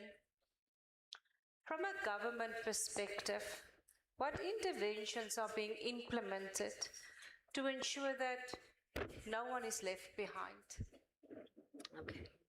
So at the moment we have, as many of you would know, we have ratified the United Nations Convention on the Rights of Persons with Disabilities. We have also ratified the CEDAW protocol, and we can't differentiate the two because, like myself, I'm a woman with a disability. I'm of a different culture, different race. So you can see the intersectionality that there is. And therefore, when the interventions have come, we have tried to ensure that aside from having ratified these conventions, that we also domesticate these conventions. That means that we actually put laws, regulations, etc. in place, And in South Africa, at the moment, we unfortunately still do not have a Disability Rights Act. What we do, however, have is the white paper on the rights of persons with disabilities, which is critical. But the problem with that particular policy is that it does not have the teeth that is required that a law would normally have.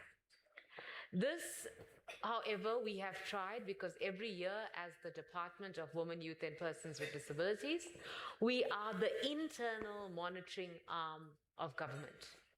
And I like Abigail's comment, etc., about the research and even regarding the interventions, because what we do is we monitor and we evaluate as well as a department, because it is pointless in us having conducted research and putting together theories of change, etc., but not then monitoring how we are progressing in implementing these particular laws, regulations, policies, etc., as we move along. So we as a department, every year we submit a progress report to Cabinet where we have the 9 pillars of the white paper, ranging from access and participation to compounded marginalization, sustainable integrated community life, etc., etc. We actually highlight what different government departments and civil society organizations have done in these areas as we've progressed from 2015 to now. This then helps us, and where those departments who are responsible are not doing what they are doing, when we go to oversight bodies, when we go to Cabinet, I highlight that these are the departments who have done X, Y, Z and could do a little bit more, and these are the departments who have not done. So we as government are actually accounting. It is our accountability mechanism that we see the gap that policy creates, but we have created an accountability mechanism so that ministers and departments, our DGs, etc., have to have it in their performance agreements what is contained in that policy. Further, we have various pieces of legislation. We all know of it. We've got the Employment Equity Act. We spoke about the Procurement Act. We spoke about various legislation that have come into being. We've got the Criminal Matters Amendment Bill. We've got the various pieces of legislation, some of which speak about disability in one way, others speak about it in another way. It's measured in using different standards. There's DSD talking about social grants, etc. But the practical life of persons with disabilities who then have to go for jobs, who actually want to apply for a job, cannot even access the advert that is put out there. You, as a woman with disability, you've got cultural barriers, number one. You've got social barriers, number two. You've got the educational barriers. You've got economic barriers. You have to be a mother. You have to be a wife. You have to be all of these things. That is, when I say have to be, it even could be you want to be. However, you're not given that adequate opportunities, even within the legislative space that is created. When you have to go for a SASSA grant, for example, you have nobody to take you to enforce that right of even receiving that SASSA grant. When you have to go for a job interview, there's a requirement, for example, for people to have a driver's license, which unfortunately you might not have. And I want to just say, therefore, that even insofar as the legislation that is being created, even in government as a whole, if we don't have the intent, starting from political intent, that's one thing. Our political intent, I guarantee, in many respects is there. It's the administrative will that we need to enforce within the different government departments, within the different private sector organizations, within the different universities, academia, whatever you want to call it within those particular organizations. If the drivers of change are the people on the ground who are sitting in the interview panels, who are sitting in the procurement spaces, do not want to make that effort and give that opportunity to women or people with disabilities as a whole, then we are moving nowhere slowly, because legislation will still not help open those doors. Just to give you an example, the Employment Equity Act has been in place since 1998. And just now, Abigail indicated 1.3% persons with disabilities. However, that data is not disaggregated according to gender. It's also not disaggregated according to occupational level. How many of those people are actually at senior management level? And just to also say that, remember, persons with disability are a diverse group of people, ranging in the severity of the disability, type of disability, needs reasonable accommodations that is required, and one of the critical parts of all of it, we've also got persons with disabilities living in rural areas. Unisa is creating the opportunities. Yes, we're creating access, other universities as well. But if employers do not open the doors, we're still not at 2%. From the year 1998 to now, almost 30 years. And let me also say this. It took Minister Chikunga on the 12th of July to be the first minister within government of all national departments to appoint myself, a totally blind woman of color, to be a Director General in a department.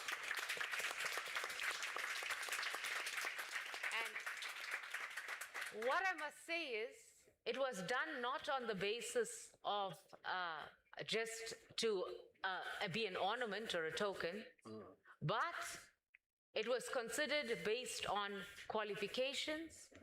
And let me tell you, there are many people, many women like me, waiting for every one of you in the room and everyone out there to do what Minister Chikunga did and take that step, move that needle of what those women did in 1956 to now, move that needle as society is evolving to implement the policies, implement the legislation, create that awareness. Even people out there don't know they have the rights that we are affording them. So I just wanted to highlight that, and I hope it's come across not very too harshly, but I just thought it should be said.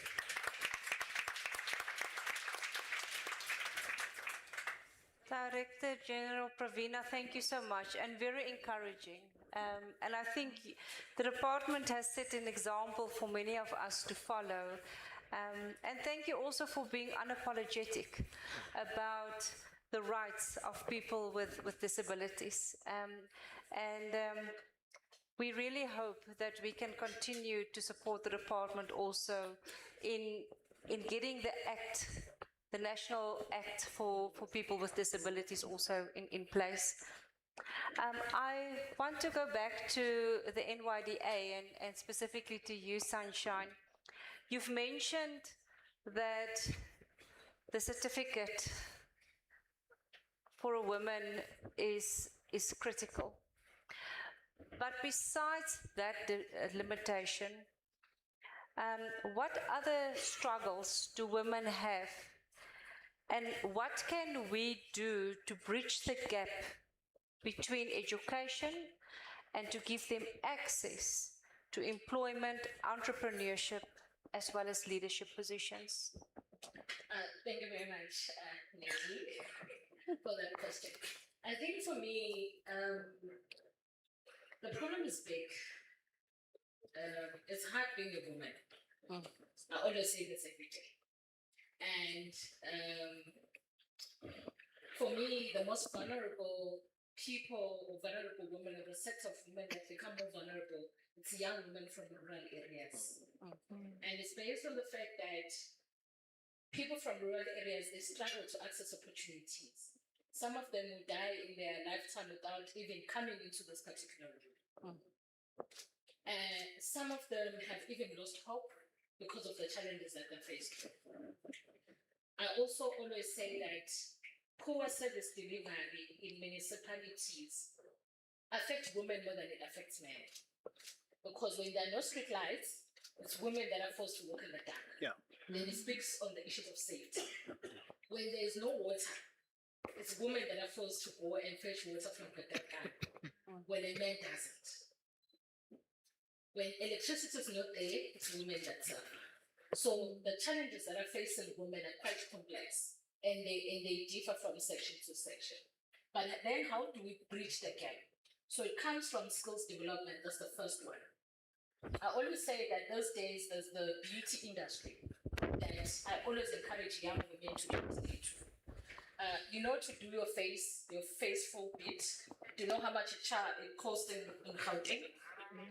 You see, they know the prices. It's 1.5.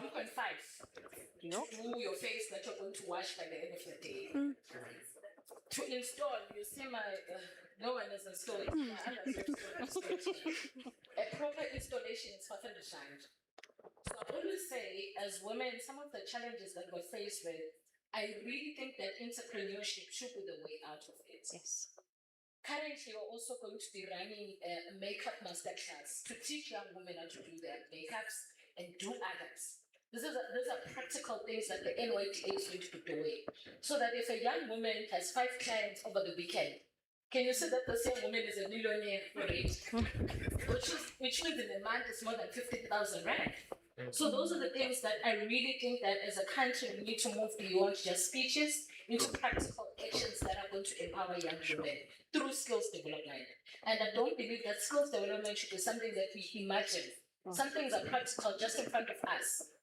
For example, all of us, if I can say, let's raise our hands, all of us have nails that we've done. How much do nails cost? Million rand in Gauteng. I come from KZN, they're much better. Here in Gauteng, very expensive. So I'm saying that to bridge the gap, I don't think we need to think of it as something very far. We must be able to think about it as something very close. But additional to that, it's access to funding. And it's something that I always find institutions like NEF about. NEF has money, a lot of it. But every year, they take back that money to National Treasure. It doesn't mean that all of the people in this room that don't need funding. They do need it. But the policies and the red tapes that are there are hindering women into entering into that particular space. But I always say, before you go to NEF, come to NYTA, score and that. We have 1,000 to 250,000, that we give you for free to go and start your business or to grow your business. So those are the practical things that we need to be able to enter into. But the last important part, and this is something that we made during our June 16 demands to the president. We're a generation that makes demands, and we're unapologetic about it. We made a demand that says that data in South Africa or platforms that allow young women or young people to apply for funding or for jobs must be at a zero-rated approach. You must only buy data when you want to enter Instagram. That's the only time in South Africa that must buy data. But if I'm looking for a job, it means that I'm unemployed. We're not going to get money to buy data. So those are simple things that we must be able to put in place so that we bridge some of the challenges that are facing young people. And also issues of safety and how the justice system many times delays resolving some of the cases. Those are the practical things that are affecting us as women. Women get killed. There's this crazy thing that every August month, it's like there's an increase, or it's like that they go on a rampage of killing us during August month. So those are the things that are important that I think that we must be able to close those particular spaces. And universities stand at a critical point to assist us getting into that. South Africa is currently chairing SADC.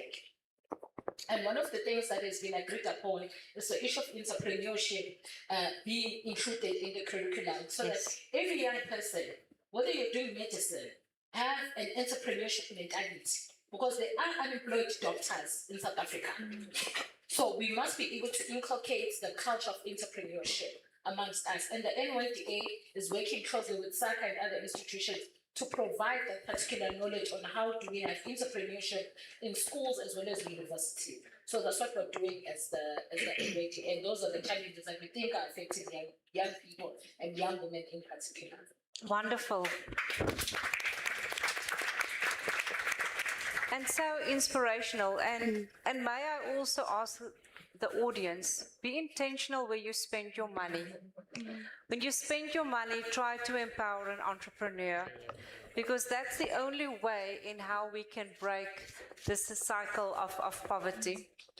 I want to go back to Siphumelele, and I want to ask you, although you come from the United Nations where you focus on the Populations Fund, what can corporate society do to actively support you, to ensure that women who are marginalized and women who has gone through a lot of trauma in their life, to have the doors opening for them to enter society where they can feel empowered and also become breadwinners and to take care of their family?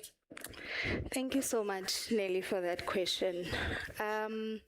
For us as UNFPA, the wider UN in general, what we are calling in terms of corporate, we want to leverage partnerships, because currently we have the UN Yes partnership, where we'll be placing young people within the different UN agencies, different young people from South Africa who will then be working as part of empowerment for youth in South Africa. So we are calling to corporate to take that opportunity, because we'll definitely be doing more. Hopefully we can place more people, more young people as the internship program widens, because this is our first year that we are currently doing this work. So in this initiative, we're planning on hosting young women, persons with disabilities, young men, young mothers for 12-month period work placements.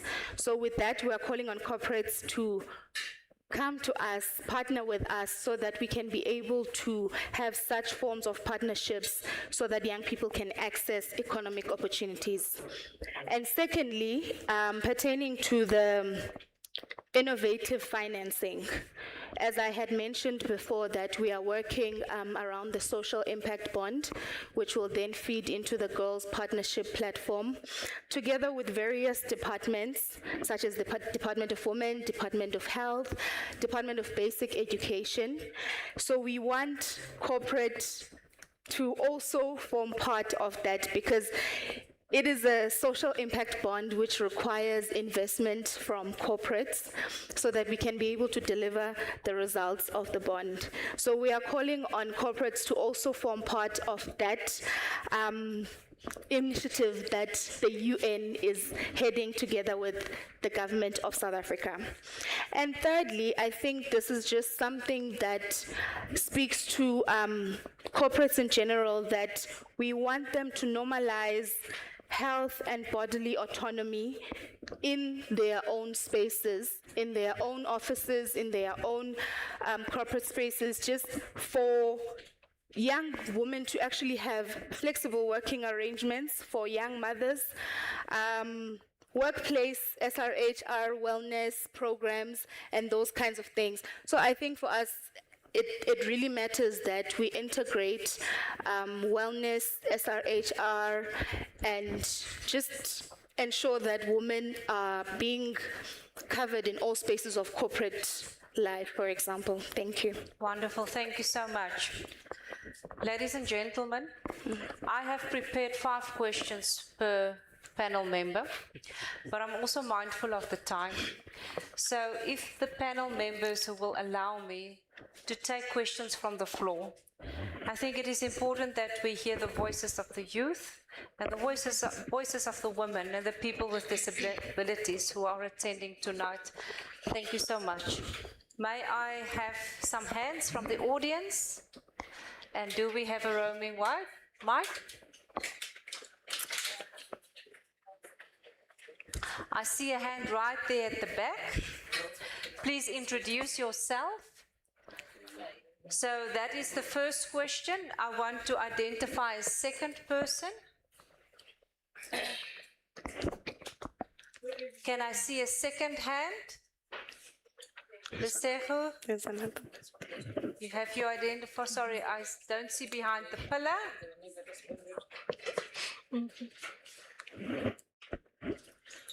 Do you have a second person? Thank you. And then may I have a third person? Colleagues, I'm only going to allow 3 questions. We will have more conversation during dinner tonight. So I'm going to start with the lady right there at the back. Please introduce yourself and also to who you are directing the question. Thank you. Good evening, colleagues. My name is Nosuko Langa. I just finished my PhD just currently.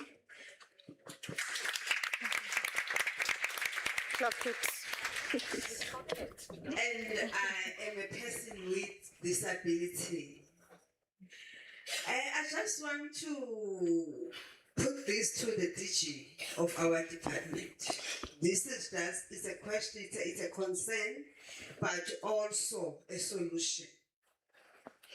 In South Africa, we have lots of students with disabilities that are registered in all higher education institutions.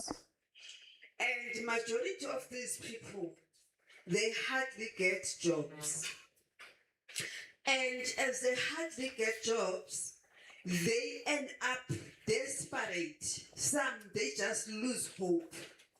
So I just want to ask the DG, how about developing a model that will assist the department in making MOUs with the universities, where each university has to present students that have completed their qualification and make those MOUs with also public service and also the private sectors, so that people with disabilities will stop being victims of learnerships that give them small monies. Because the money that people with disabilities are given in these learnerships, it's like they are just passing a baby to the mother. Yeah. They are not giving them the true jobs or the decent jobs, because the learnership is a matter of 12 months, 6 months, 3 months, and then it's done. Then after, what is going on? Then therefore, I'm bringing this to you, DG, as a person with disability, that may you kindly maybe sit down with the ministers, where you say this is very crucial. We struggle with institutions, they struggle to get even 2% of people with disabilities in the government. Whereas, like, for instance, Unisa, we are supporting students with disabilities. I'm one of them that was supported by the University of South Africa. I got this PhD because of the support that I got from the university. Now is, who's going to employ me? Thank you. Thank you. Colleagues, may I ask you just to introduce yourself, pose your question? Thank you. My name is Tabero Maisha. Also, I'm the chairperson of Black Lawyers Association at Unisa, a master's student in property law. My question is directed to Dr. Shukran and the NYDA. My question is, Dr. Shukran, we have a very serious issue in the legal fraternity, where when you are a student, especially you are disabled, the job requirement will say you must have a driver's license. Also, you must speak Afrikaans. We have challenged that with the LPC. What if the student is disabled? What if the student can't even speak Afrikaans? So there is no transformation when it comes to people with disabilities, especially in the legal fraternity. What have you done to address those challenges? My second question also is directed Apologies, may I just one question per person? Thank you so much. And then, thank you so much. And then our third question is here from the front. I think that's me. I identified 3 people, and this is the third one. Okay. Can I maybe just allow, and then I will come back to you. Sorry. Thank you.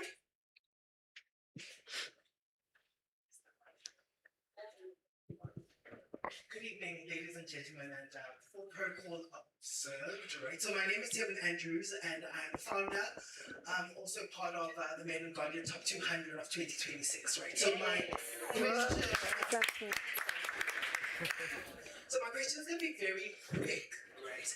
I want to start it off by saying I'm a product of magical women, right? I'm a product of a small town. And there's something that has, been sitting on my heart for the longest time. The people that get left behind are the very women that are in obscure small towns and rural areas. And they left behind because, they might not have educational opportunities, this, that, the other. But there's a real gap that needs to be bridged there. There are real opportunities for change there.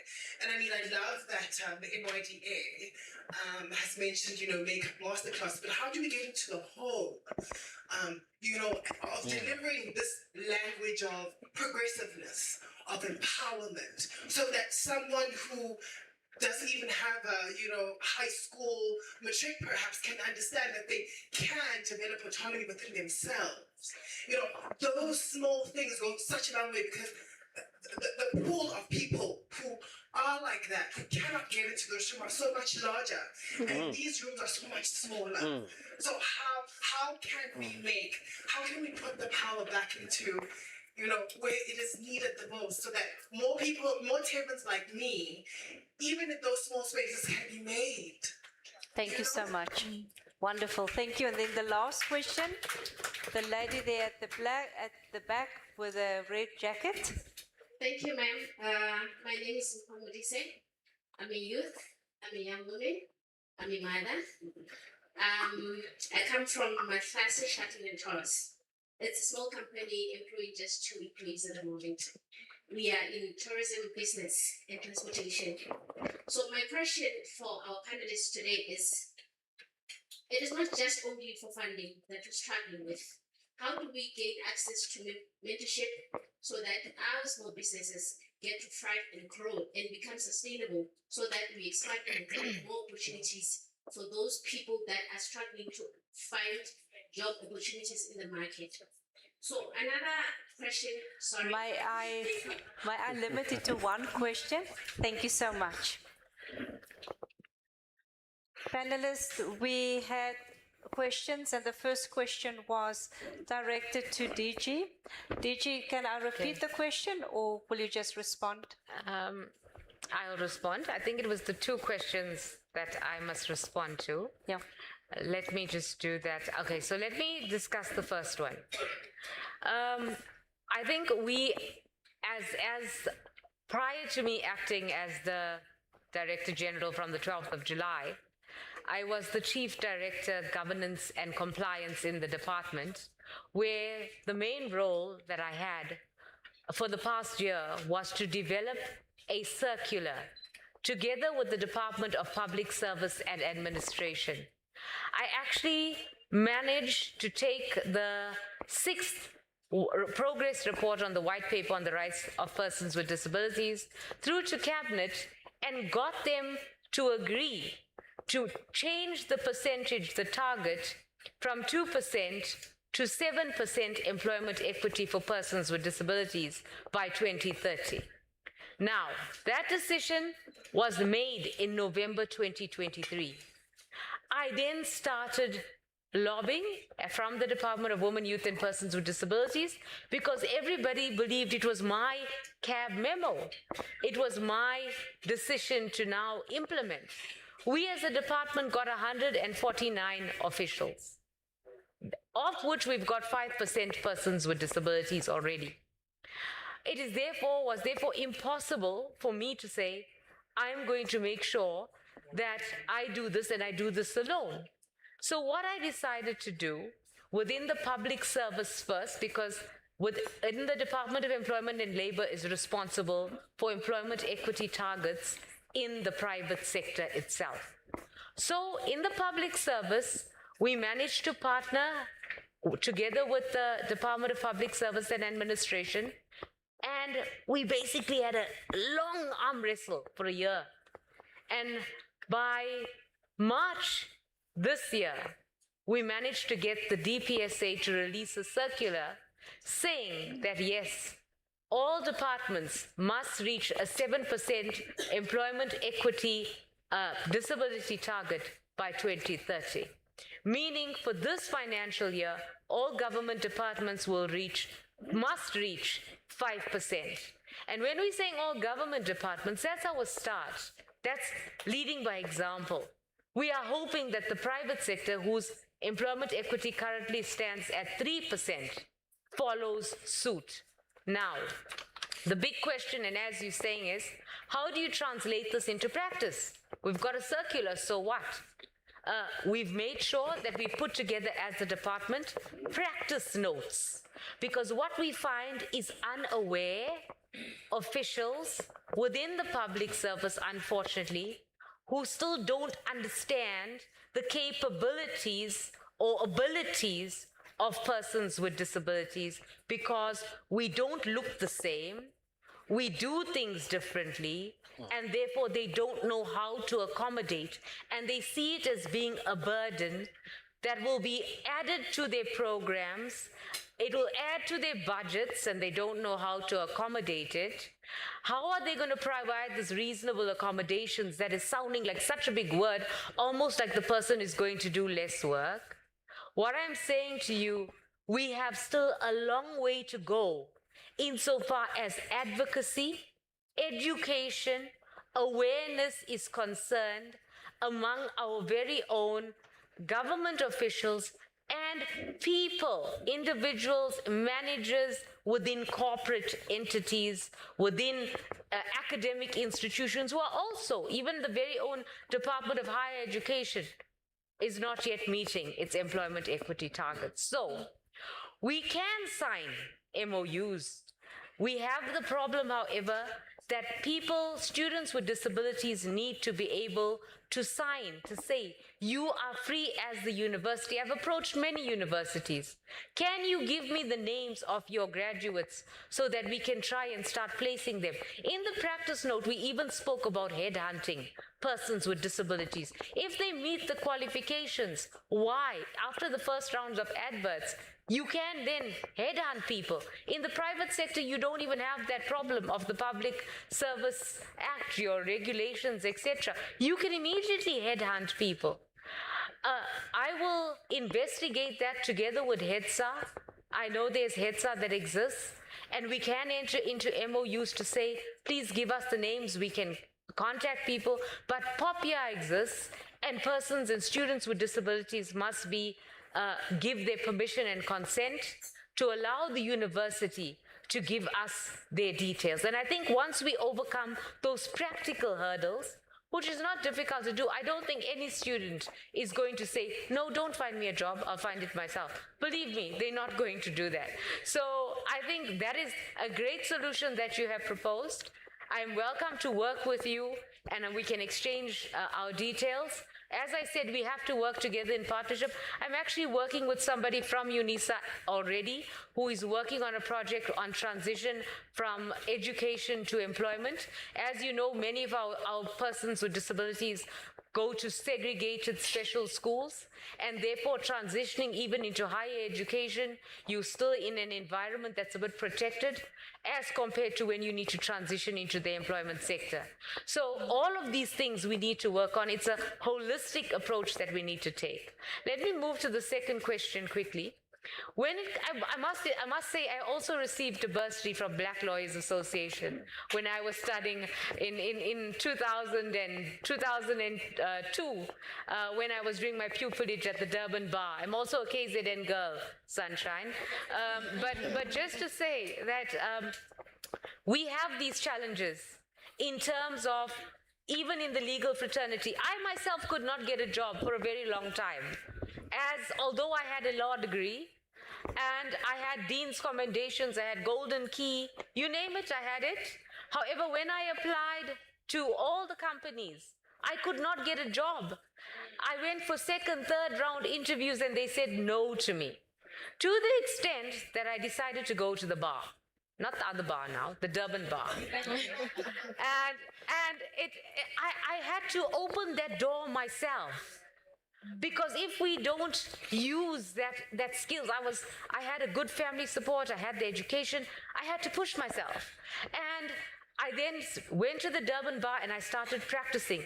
And as a junior advocate at the age of 24, I had to try and struggle harder than other junior advocates to get clients to give me briefs, to get attorneys to actually trust me. And similarly, to get this job at the Law Reform Commission when I first started at the Department of Justice, if it was not for the late Judge Mogoro, I would not be sitting here today. One person on the panel asked me, even during the interview, forget the fact that I've managed to get to the interview stage, and I'd done well even in the competency assessment, because it was a practical assessment first before you got to the interview, then it was a competency assessment. And that is something I also want to highlight, because I don't think people understand this. The question she asked me was, how much is all this reasonable accommodations going to cost, Ms. Sukraj? Before 25, 26 years old. And at that point, person with a disability, I was ready to say, Ms. Sidat, I am actually willing to buy my own computer with JAWS software if you just give me this job. And thankfully, Judge Mogoro said, no, do not answer that question. We as government have that role to play, and we will provide that reasonable accommodation. Please withdraw your question to the panel member.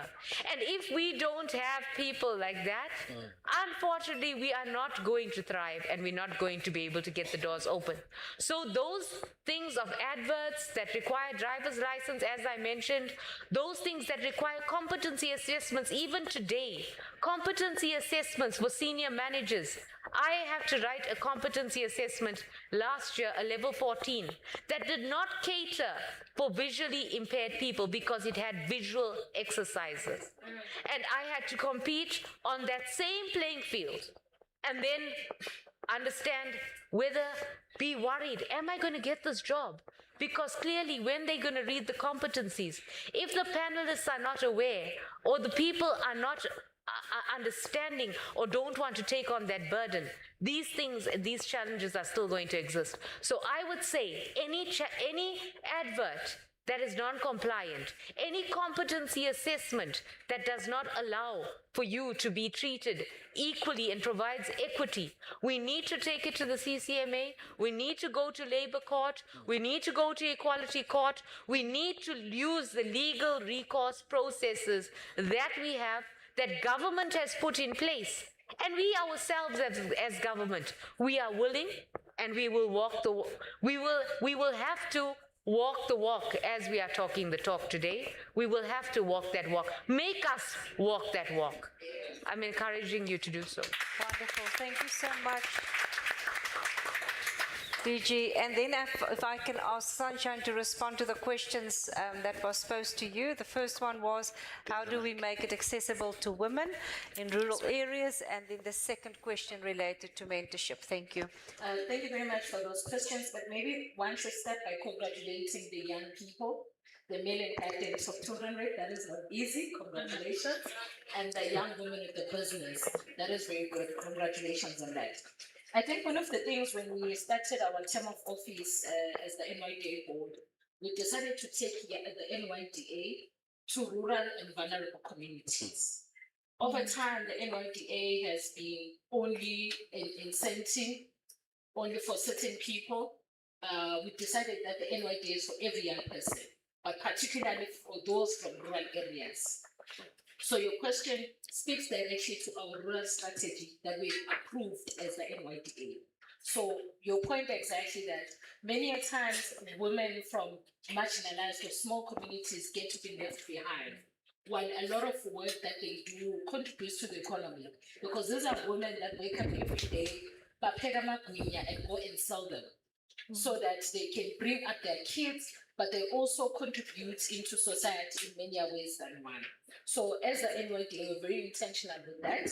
That's why if you've seen on our social media, majority of our programs, there's no program that takes place in Sentin hosted by the NYDA. One day, the deep rural areas where you can't even be accessible the entire day, so that we get to experience what those young people experience on their daily basis. So your point speaks exactly to the direction that the NYDA has taken. But also when we came into office, we launched what we call our disability strategy that speaks directly to the issues that you were raising, that it's unfair and a form of discrimination when you're going to say a driver's license is a requirement when a person is blind. How am I going to drive when I'm blind? So it's all those issues, because even over and above the issue of law, even social work, you can't be a social worker and you don't have a driver's license. It's one of the requirements. So maybe DG, when we take up this fight, it doesn't only remain within the law fraternity, but we also ensure that it covers other areas like your social work, accounting, and the issue of Afrikaans is something that we fought during First Must Fall, and I feel like even 10 years later, we must still fight that battle, and I feel like it's unfair.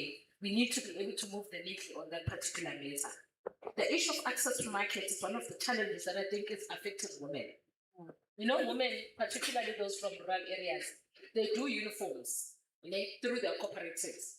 But every year, some parents decide to go to gyms, go to those top shops to go buy their uniforms. Why are they not buying from Umamunye and buy uniform? Why are we not doing that? Because that's a market on its own. So issues of market are affecting women.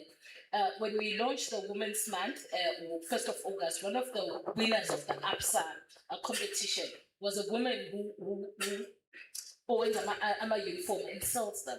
So that's an important aspect that we must be able to enter into. But over and above that, the NYDA does assist young people with access to markets as well as mentorship. Because research tells you that startup businesses, they don't go over 3 years, particularly for Black young people. That's what research says.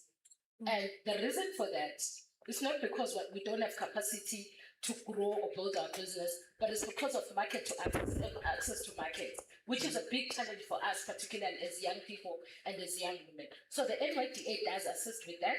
We do assist with mentorship. So if you're interested in that particular program, you can always come to the NYDA. You saw the handsome CEO of the NYDA here. You can come and get his email so that you can see how you get into a program of mentorship and access to market. But also, universities also have a big chunk of procurement that they do. Today we're going to eat here, there's food here. We must be able to say, Unisa must procure from young people and from young women. With flowers in front of the table, there's less deco here. It must come from young women. We must be intentional with that. It goes beyond government. Government, the department can only do a little, but all of us have a responsibility to play in this particular role of emancipating and capacitating young people. Lastly, something that I would encourage all of us in the room today. A seat is not enough on the table. What we demand, or what we want, or what we deserve as women of this generation is economic freedom. That's what we want. And that's what we're demanding, and it's what we deserve. Because women of 1956 fought for political freedom. Now we want economic freedom. And all of us in this room, I urge all of us to give young person a chance. In whatever that you do, whether you want to fix your door or you want to be a plumbing, just look for a young person.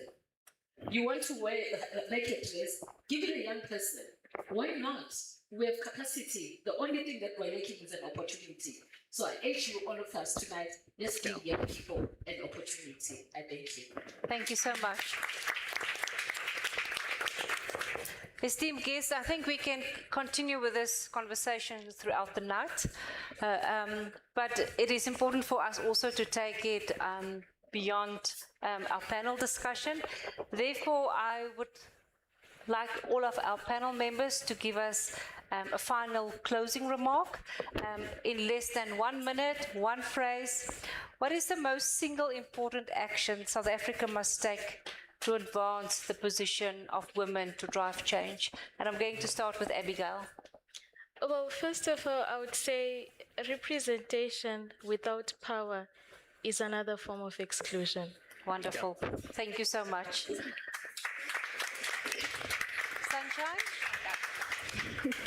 Sunshine? Yeah. Oh, thank you. I think for us, it's just ensuring rights and choices for all and ensuring that we leave no one behind in our mandate. Thank you. Fantastic. Thank you so much. Mfundo? I think from the Commission's point of view is that any policy that is gender blind is a form of exclusion, and a seat on the table that does not bring up any woman is another form of exclusion. Fantastic. Thank you so much. And then last, DG Pravina. I think mine will be, can I ask all of us to be proactive, collaboratively together, and work coordinated. Let us work with one thing in mind, towards the same purpose. Let us work towards transforming our society together. Wonderful. Distinguished guests, thank you so much for your time. Thank you for your interest.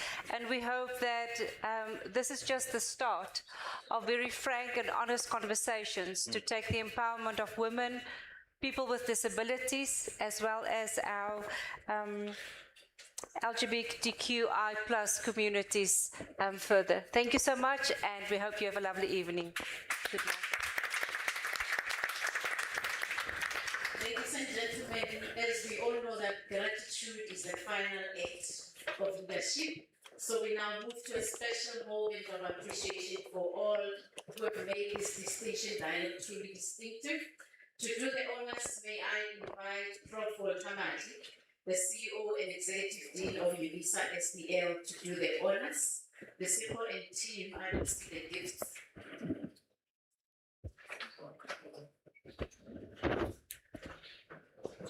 While we wait for the gifts, perhaps we can take a group photo with the panelists and other program participants. So Antoinette and let me see who else, because the minister is not here. Our acting VC, please join us as well.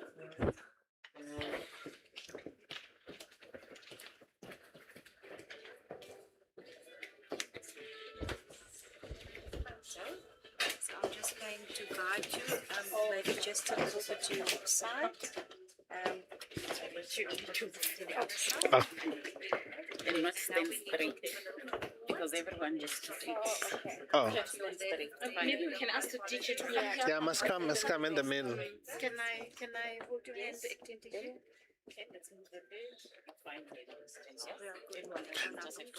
No, it's fine. I think I've said everything I want to say in one. Don't go back, just like this. Oh, okay. And like this. Sorry, excuse me. That side, can you just turn to your right? Slightly to your, that's your left. Oh. Like this, yes. And then that side, turn to your left. And just come a bit closer. Oh, good, closer. Yeah. Yes, please. And smile.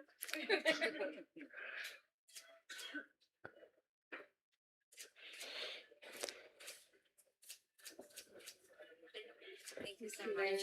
thank you. Do we have the gifts before the panel leaves the stage? Okay, we'll start with these are the Unisa gifts.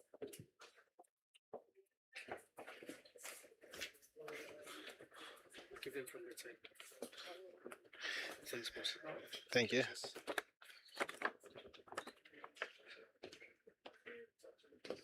Thank you so much.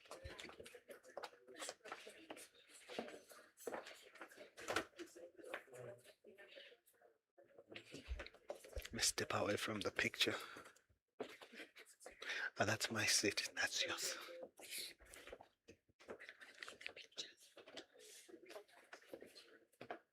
they'll try crop you.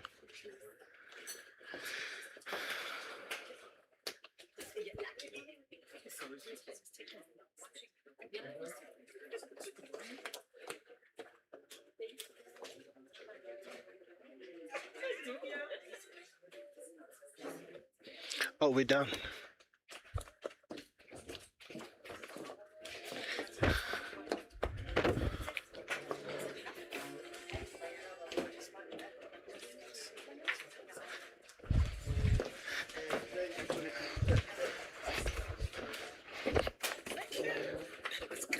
Thank you so much.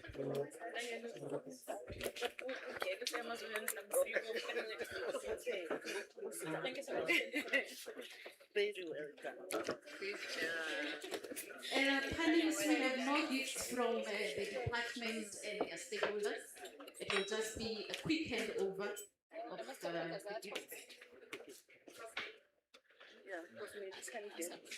TVC, let me bring yours to you. Nelly's one. I think they're Polish. Yeah,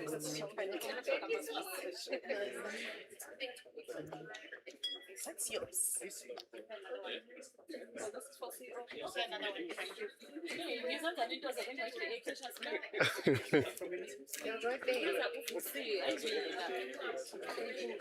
That's yours.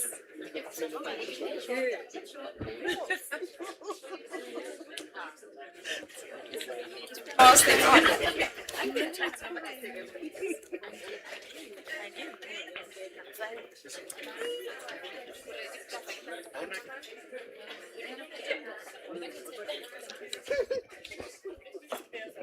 I can't take this out now. Now I need to take my jacket off. I'm sure you can take it off because you're done. It's here at the back. It's got a black. Oh, you have to take your jacket off too. All right, ladies and gentlemen, I'm going to call Prof. Mati to the front to do the official vote of thanks for us.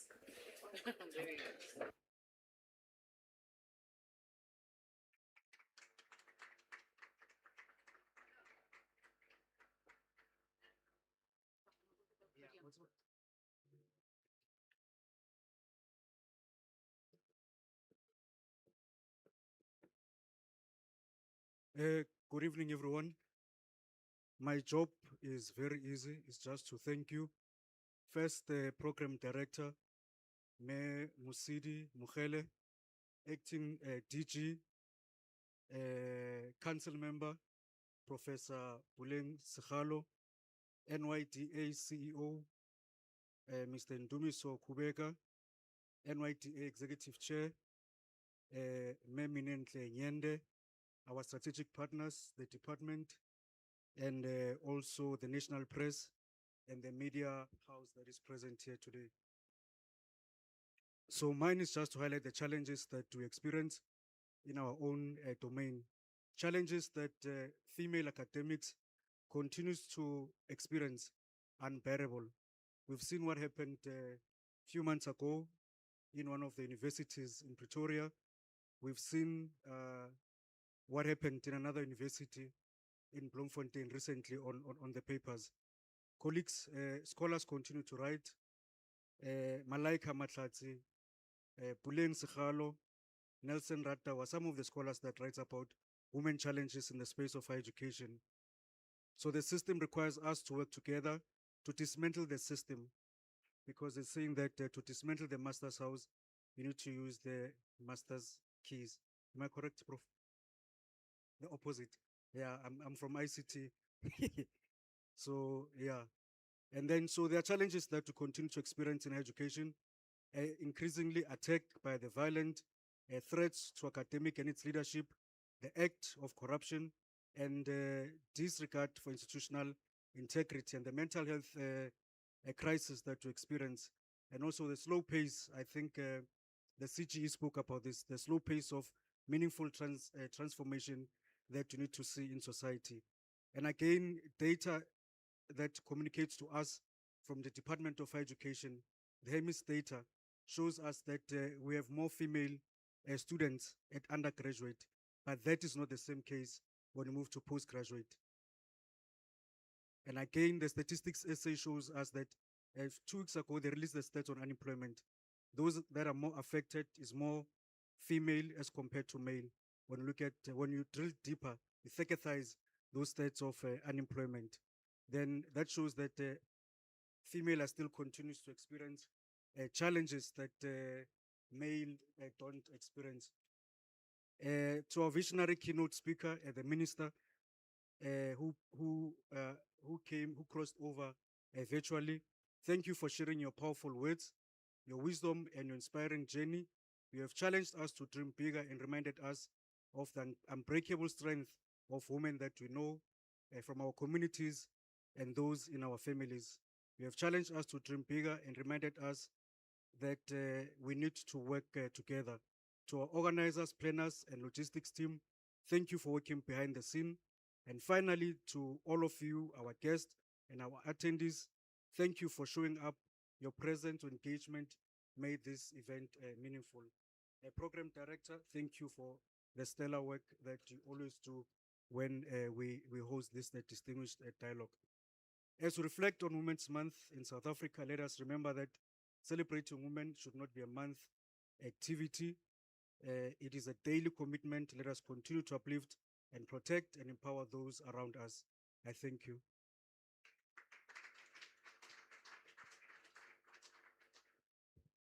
Prof. Matli would like us to call our sign language interpreters so that we can also show them a bit of appreciation with some gifts.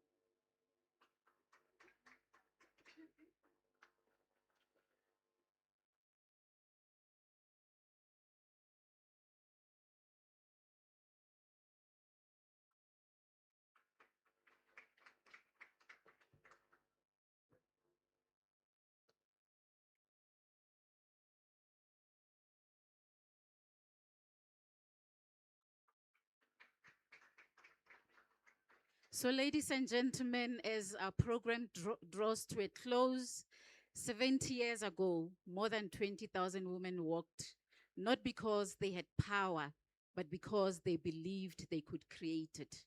They walked with petitions in their hands and courage in their hearts. They did not just march against past laws, they marched for the right to be seen, to be heard, to be counted. Tonight, 70 years later, we did not just gather, we dialogued. And that is why the Unisa SBL Distinction Dialogue matters.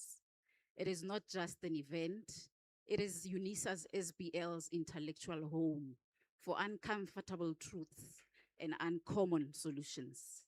It is where business leadership meets nation building, where scholarship meets lived experience, where we do not just talk about transformation, we interrogate it. Because empowerment is not a slogan. Empowerment is budgets. Empowerment is ownership. Empowerment is decision-making power. Tonight we have heard from the ministry, from the CGE, from UNFPA, from scholars who live at the intersection of gender and disability. We have been reminded of our undeniable truth. Empowered women empower nations. Clock it. Clock it because when women lead, economies grow. Clock it because when women with disabilities are included, empowerment is truly complete. Clock it because 70 years after 1956, the march continues, not on the streets alone, but in boardrooms, classrooms, newsrooms, and in this dialogue. That is the power of the distinction dialogue. It does not just host conversations. It holds a mirror to the nation. And tonight, the reflection is powerful. So let this dialogue not end when the lights go off. On behalf of Unisa Graduate School of Business Leadership, our mother institution, Unisa, the Department of Women, Youth and Persons with Disabilities, and the National Press Club, thank you for making this 70th commemoration a moment of reflection and resolve. There's a buffet dinner for all guests. May we kindly just allow the first 3 reserved tables and then the rest will follow. Please stay, connect, and continue the conversation. The distinction dialogue truly never ends. From myself, Musidi Mokhele, your program director, clock it, we did it.